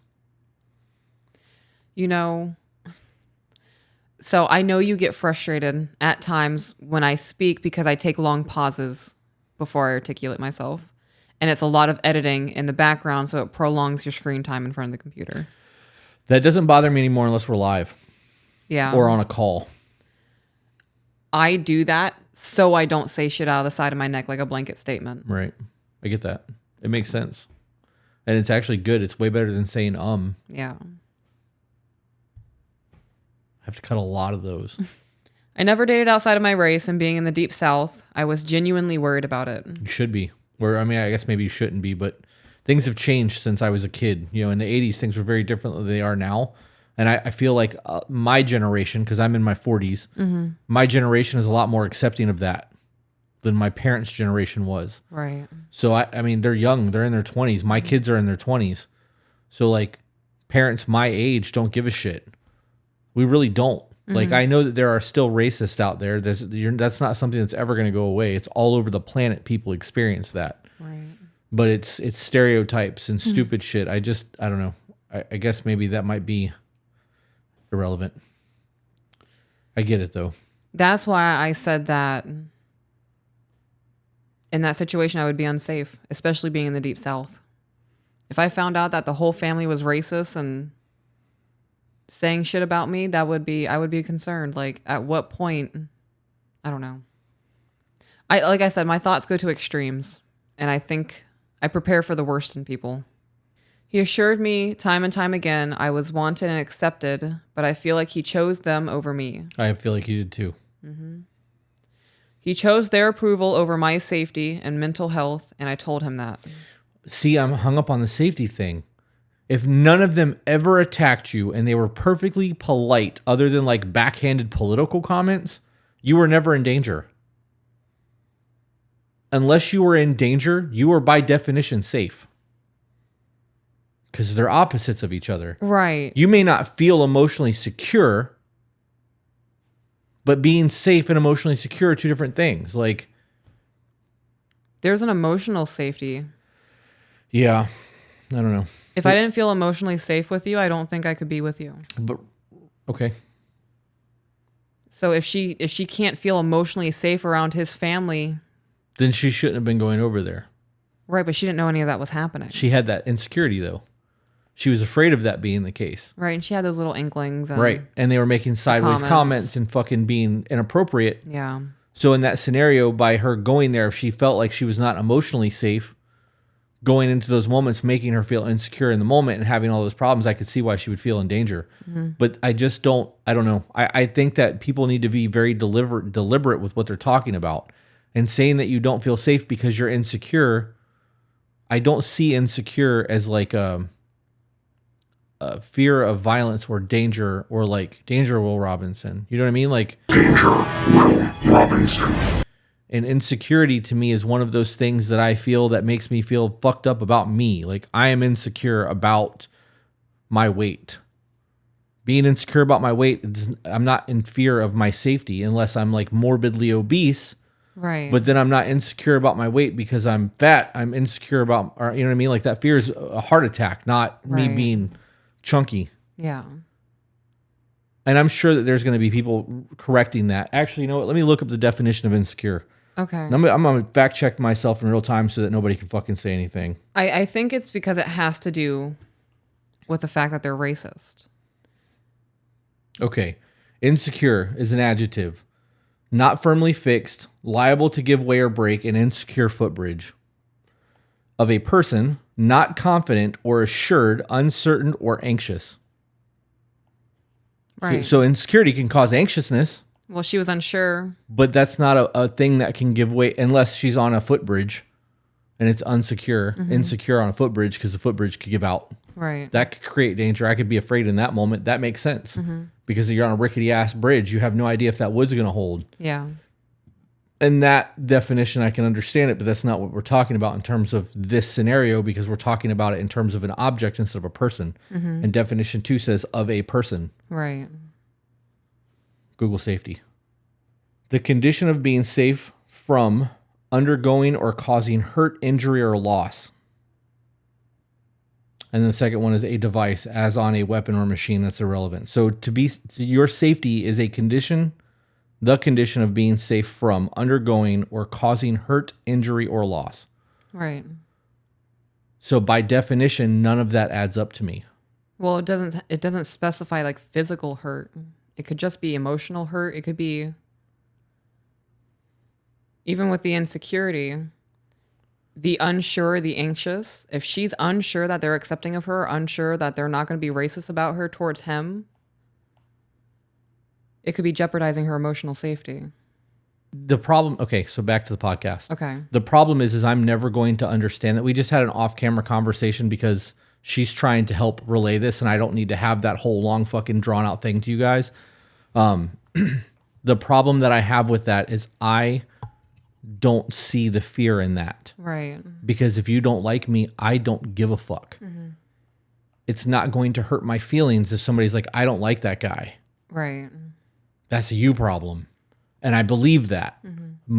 There are times where people will say and do shit that it can affect me and make me emotionally insecure. But that comes down to my fear of being inadequate and as a husband. Right. Or failing in my marriage. That's where my insecurity comes in. It's not from like outside perspectives of things. Well, it is an outside perspective in that somebody could say some shit like what happened recently that's going to make me deep dive into my actions to feel like if somebody really truly believes this, there's got to be somewhere that I'm not towing the line and holding my fucking own as a husband. So where is this coming from? And I have to deep dive that to figure out if that's really a thing, because if it is, I want to take that criticism and actually turn it into a superpower versus going, yeah, you're right, and then just fucking ignoring it. Yeah. Because that's the difference between success and failure. That one criticism from some stranger on the internet saying that you are unhappy in our marriage and you can see it in your eyes, and me going, yeah, whatever, could be the downfall of our marriage. I'm not willing to risk that. Yeah, I get that. I've picked myself apart too when people have said shit. Right. Because we hold ourselves to a standard. Yeah. That's the difference between people who want to succeed and people who are okay with mediocrity. I'm not fucking okay with mediocrity. Yeah. I want the best of everything. And if that means I have to work really fucking hard to get it, I'm going to do the work. So in the scenario where we were talking about safety and that, like, I can't relate to that. Yeah. I understand her side of things. I really fucking do. But there's got to be a point in her where, like, fuck these people. Right. And when you have that mentality, it's a lot easier to just move on with your life. You're always going to deal with stupid fucking people. And that's how I see that. It really is how I see that whole scenario. That family's fucking dumb as shit to think that, like, anyways. Yeah, I can understand the emotions she's going through. As somebody who has done the work on myself and has come to terms with who I am as a human being, before I met your family, I told you, like, I'm kind of concerned. I'm anxious about it. I'm worried about it. I want them to like me. I want them to enjoy me and accept me as your wife. If they don't, that's going to suck. For them. But if they don't like me, it is what it is. Right. I'm here for you. Right. And that's exactly why I said for them. Yeah. When you get married, we've said this a lot, but I want you guys to really listen to me right now. When you get married, you're not joining someone else's family. When you get engaged and you decide that you're going to do this forever situation, you are creating your own family. All that other external shit, the in-laws and all that stuff, only matters if you allow it to matter. I'm not going to allow anybody's outside bullshit to dictate my internal peace.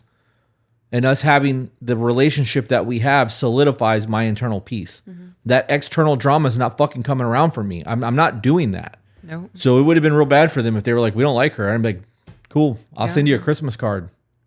I don't know what to tell you. Right, like you'll get a picture. Yeah, she can't be here. I'm not going to be here either. You're going to be really awkward and like rude to her. I'm not fucking coming around. Love you guys. Will always love you. Have a ton of respect for you, but I can't respect this. I'm out. I would also, that's what I would expect. Him doing that, come on, guys. Like, this is mean girl stuff. You like her. Come on. Yeah. That's what I would expect you to do. I would expect you to be like, look, this is where the line is. And if you can't respect that, you're just not going to see us. I do agree with her that he chose the family over her. I agree. So she said that he chose their approval over my safety and mental health. And I told him that. He cried and cried. He begged me to forgive him. I took a week to simmer down, listen to y'all's podcast. Simmer down. Simmer down now. Fucking Mad TV. I will never forget that shit. Show came out 30 years ago. Shut up. 95. Wow. Simmer. Sorry. You're so old. Shh. Yep. Okay, I took a week to simmer down, listen to y'all's podcast. Do you need to say it? Mm-mm. Okay. I said it like 60 times in my head. Think about how good of a man he is. And Simmer! Sorry. I knew it. Yeah, I knew. I'm You good. had to fucking itch. That little autistic scratch. Just don't say the word again. We'll be okay. Simmer down now. Excuse me? Everybody want to return something, so just simmer down now. I wasn't even getting excited. Simmer down now. What are you talking about? This is ridiculous. Simmer. Add it up. Simmer plus down plus now equals simmer down now. Now simmer down now. Fuck. I fucking love you. Oh, man. I adore you so much. Yeah, just don't say the word again. And I won't have to do that. I won't. Okay. I kind of want to because it's super cute. It makes me happy. I won't, though. I'll respect that. Okay. I told him I will never see them again. Good. Oh, hang on. I skipped a sentence. He can't control their actions and try to come to my defense in his own way. But I told him I will never see them again. I won't stop him from seeing them, though. The thing is, after we were moving on from it, he never once told them about how they hurt me or voiced my or any displeasure about them personally. He didn't defend you. No, there was no defense there. He never got mad with them either. Still made every Sunday lunch, church service, holiday. I'm a homebody who doesn't like parties or gatherings, so I was fine with this arrangement. I'll do my own thing and be content while he was gone for the day. But looking long term, I won't be okay with this. I was about to say, I'm going to be kind of pissed off if you leave me alone on Christmas Day. Yeah. Yeah, I mean, that's a problem too. I'm hung up on the lack of defending her. Yeah. This comes down to a true masculinity, right? If somebody disrespected you, there's going to be a problem. Yeah. Especially in a scenario like this one. You can take her emotional well-being completely out of this and look at this solely from a him standpoint. The fact that his family feels that way about someone that he loves, you know that they feel that way about him because he's doing it. Mm-hmm. He's making the choice. That alone should have been enough for him to posture. Mm-hmm. Now you add her into the mix of everything, he should be bowing the fuck up. Like, right. I don't like that shit. I see that as a lack of masculinity. You are not a man if you're not willing to defend your woman. You know, I'm thinking about it. This is how his family is. He grew up with this. He knew their mindset before he was even seeking a companion. If I were, just as a woman, if I were going to date somebody outside of my race, which I have, I would already be postured beforehand. Is that what you just said? Mm-hmm. Like before bringing somebody home, be postured? Right. Okay. Yeah, he already had to have that mindset of, I'm going to stand up for whoever I'm with, no matter what's happening, no matter what the issue is. Very weak-minded. I would say that this is the toxic masculinity that we need to be looking at. It's the lack of masculinity, exactly. How did they make it 3 or 4 years and him not have a discussion with her like, hey, my family is racist? I'm not, clearly. But they are. How was there never a conversation period of her saying like, what is this? Yeah. Like, are they always like this? That's insane. Mm-hmm. Knowing that your family is like this, why would you, I don't know, a whole lot of whys there. I guess none of it really matters, but. This is one of those situations where I would love to ask him, did you think about any of this? Or are you just making decisions? Yeah. Maybe he thought because of the way he feels about her that they would accept her and just not feel that way towards her because of that. You know what I mean? Overlook it? Maybe overlook it? Right, maybe because love makes people do weird shit. Yeah. You know what I mean? But like obviously he wasn't in love with her when they started dating. Mm-hmm. That takes time. I don't know. That's a shitty situation. He should have fucking defended her regardless of anything. At the bare minimum, he should have been like, "Hey, that's my fucking woman. You don't do that." Period. Now I'm thinking, what if they have children? Yeah. Well, I mean, the kids won't be accepted by the family. Right. Is he going to stand up for those kids? He's not willing to stand up for you. Yeah. It's wild to me. That's a situation you shouldn't feel safe in. You want to talk about not being safe? That's it. You now have a protector of a man, because that's our duty, and he's not willing to protect you. Because that is the definition of not protecting. You are not defending your woman. Now you can feel unsafe. I get it now. It makes sense. It's all coming back to me now.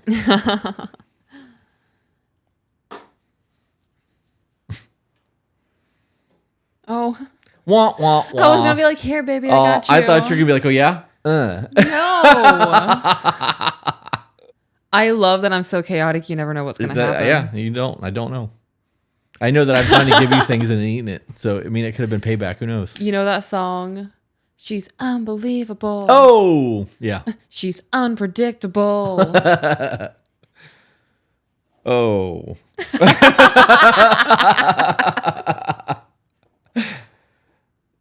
Yeah. Please tell me I make your life fun. Yeah, I mean, you hear me laughing all the time.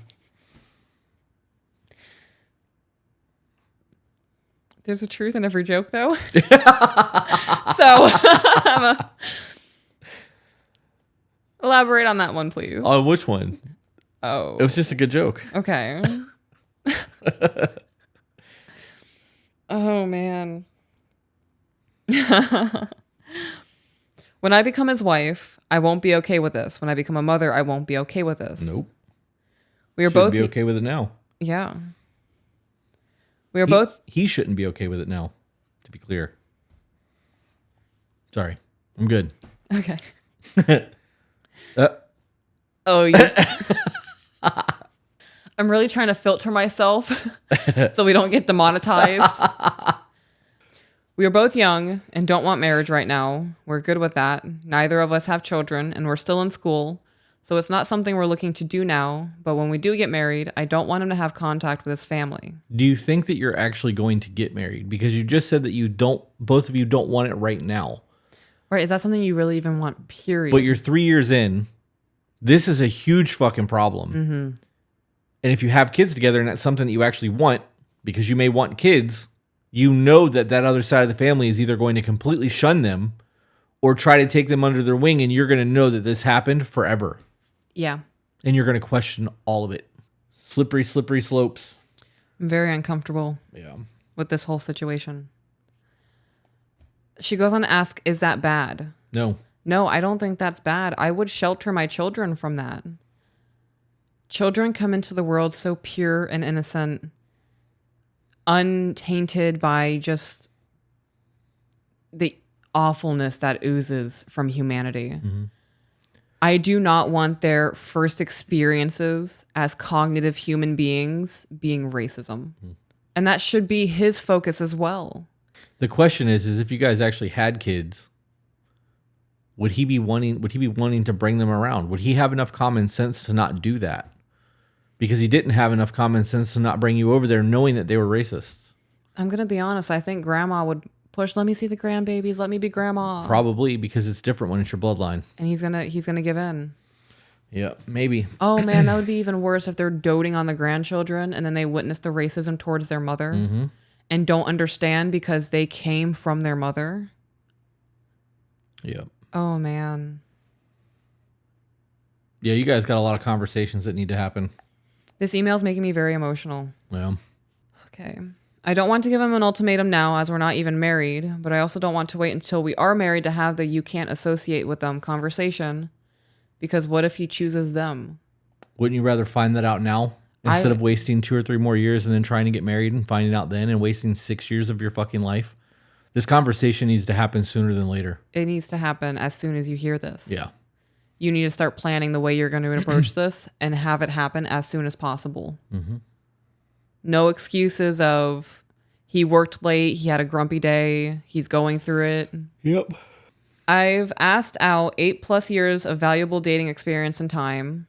I've what? I'm asked out. Asked out. Okay. So it's been 8 years, not 3.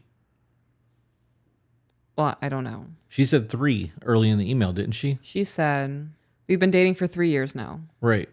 So how is she asked out of 8 years of time? She might have been single for 5 years before that. Okay. Well, she's also young still. She's Oh, in yeah, her true. early 20s. Yeah. So this could just be... It could be time to just fucking sever ties. But yeah. I mean, obviously, if they both love each other, they love each other. The conversation needs to be had, because if he does truly love you and you tell him it's your racist parents or me, or be like, I understand you love your family and you want to be around them for holidays and shit, but we're going to have to set up a schedule of how this is going to work, because you going around them knowing that they hate me should be a fucking problem for you. Yeah. I would bring up the children too. Yeah. At one point, I want to have kids. And I'm not going to expose our children to that kind of nonsense. I feel like I'm in a stalemate of wanting him, of waiting for him to pull the trigger and divorce from his family like I have mine. But I'm unsure if he can ever do that. I feel like if I ask now, I'm already planting that seed of her or my family. And I don't want him to leave me now to spare himself from the ultimatum that is definitely coming in the future. Why the fuck not? Right, like why wouldn't you? There is a man out there right now who'd be like, who wouldn't have even tolerated the right, the low key shit. Yeah, He would have put a stop to that immediately. He probably would have already severed ties knowing that they would have had an issue with you coming home with him. Right. This also comes down to how serious they are about being with you. Right. Right? Because there's a difference between somebody that you're just smashing and somebody else that you're planning your life with. If you believe that you're going to marry this person, the way that you tolerate disrespect is going to be a whole lot different than it is if you're just sleeping together. Yeah. Because if you're just sleeping together, there's no emotional ties there. There's no real reason for you to have that protectiveness in terms of this is my person. You protect them from danger, like actual physical harm, because you're supposed to do that as a man. But if somebody's talking out of the side of their neck and you're just fooling around, you can stick up for yourself. It's not my fucking job to do that. We're not in a relationship. This is no real commitment. We're not going anywhere with this. It's just fun. Handle your shit. It's a lot different when you're 3 years into a relationship. Like at that point, you are proving that this is supposed to be going somewhere. Right. And And you if- guys have talked about marriage. Have they? They said just not right now, but they've talked about it. Yeah. I'm going to scroll back up just to... So she said that we don't want marriage right now. We're good with that. Neither of us have children, and we're still in school, so it's not something we're looking to do now. But when we do get married, I don't want him She to have hasn't contact. said that they've talked about it then. But she said when we do. Right. So she has already the anticipation. She of- does. We don't know if he does, and we don't know if there's been conversations. That could be Okay. one of those things that they're 3 years in, and she thinks that this is her forever, but because she said that 3 years has felt like a week. Damn right. You're right. Right. We don't know. Okay. I took that as they had the conversation. They've decided at some point they will. Okay. That's not a good situation to be in. It sucks. This entire situation sucks. It really does. But it comes down to ultimately what he really wants, because if he really wants you to be the rest of his life, he will make that sacrifice. He would. I would plant that seed now, just so he's not blindsided by it Yep. when he's down on one knee. Yep. And you're right about the kid thing too. He's going, if he doesn't give that ultimatum and she doesn't make him give that ultimatum and they end up having babies, she's never going to allow those babies over there knowing how they feel. You know what I mean? Like it's going to rip that family apart. This conversation needs to happen. This isn't a when you want to, or like maybe a year from now, like this conversation needs to fucking happen. Right. Because otherwise you're going to end up wasting a whole lot of time. And then in the event that you do get married or have kids, it's going to fucking rip your world apart. And you're going to fuck up those kids' lives too. They're going to witness a whole family fall apart. Because if you don't allow those kids over there, it's going to cause an issue with mom. Going to cause an issue with him. Going to cause an issue with you within the family. Him trying to ask, come on, just let him. It's the grandkids. Yep. Then they're going to witness a divorce. Yep. Lots of unnecessary arguing and fighting. Probably because didn't they pass the 50-50 as standard now for custody? I don't know. So if that is now the thing, he's going to have 50 custody, and you're not going to be able to control what he does with the kids on visitation. So if he takes the kids to the grandparents' house, you're not going to be able to stop it. This is the shit that I think about. Yeah. Shit that a lot of people should be thinking about. It's different though because we're not in that situation. Yeah. You know what I mean? We're not blinded by the emotion that's attached to all this.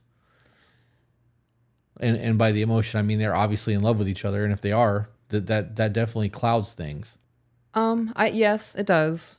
With the thought process I have now after reading the books that I have and like choice theory, after I'm past that emotional state, I'm really able to dissect things. Right, but it took a lot of work It to get did. to that point. It Most did take a people lot. haven't even done half of that work. That's why they get so triggered by the shit we say. Right. I don't want to ruin my shot at a good man, but I also feel like he should choose me even as his girlfriend. I don't know what I can and can't say to him or even how to formulate the words. Any suggestions and recommendations on how I can navigate this is much appreciated. Much love and respect. You don't get to demand that as just a girlfriend. Being just a girlfriend, you don't get to demand it. That's a decision that has to be made by him. Right. That has to be like you said, if he wants to go and spend time with his family, that's his choice. Right. If it's getting to the point of you guys are discussing marriage, I would lay the law of like, look, I am going to be becoming your wife. This is now unacceptable for me. Especially if we start looking to have children. Right. That's where that conversation changes for me. Yeah. He should still defend you. He should have absolutely defended you in the moment. Yeah. But expecting him to choose his family over you while you're just a girlfriend is bullshit. No, choosing you over the family. That's what I meant. Okay. Yeah, choosing her over his family. Yeah, you can't expect somebody to do that. You're 3 years into a relationship. So looking back on that, like you're still very early into it. But if you believe you're going to get married, that changes the conversation. Details matter. Yeah. If the conversation has been had from both of your ends and we're on the same page and the marriage is in the books, it definitely has to be the conversation then of, look, we've discussed getting married in the future. I want to be your wife. This is a very hard no for me. Just so you're aware, if that changes your view on the future, I need to be aware of that as well. Yeah. There's a lot of missing information there now. I don't. Maybe there is. I gotta be honest. This really comes down to he should have defended her. Like hands down, should have fucking defended her. No matter what. Even though they're not married, they're just in love, living together. That should have been defended. Like that should not have happened. He shouldn't have brought her over there if he knew his fucking parents and uncle and grandparents or cousins or whoever the fuck it was racist. Like that's not something you do. I don't know. That's a whole fucking deep hole that we could get into too, and I really don't want to. But that also comes to, and then also on the other side of that conversation is the expecting him to leave his family for a girlfriend. He should have defended her. I agree with that 100%. I don't agree with he should just choose me over them. He should have stood up with the morals that have, look, this is unacceptable. Right. Should have stood up for what was right. Yeah. Like, look, this is my girlfriend. We've been together for 3 years. Yep. It's crazy to me. It's really just crazy to me how someone can judge so harshly just based on a skin color. Just saying that it's embarrassing to have group photos with her. I don't have anything else on this topic. Me either. I'm hungry. I haven't eaten yet today. Oh, man. All right. Well, we're having issues with the Instagram for the shop, so. Oh, dope. Okay. Let's wrap this up. All right. With that being said, guys, as always, you are the authors of your own life. So grab a pen. And we'll see you on the next one. Bye, guys.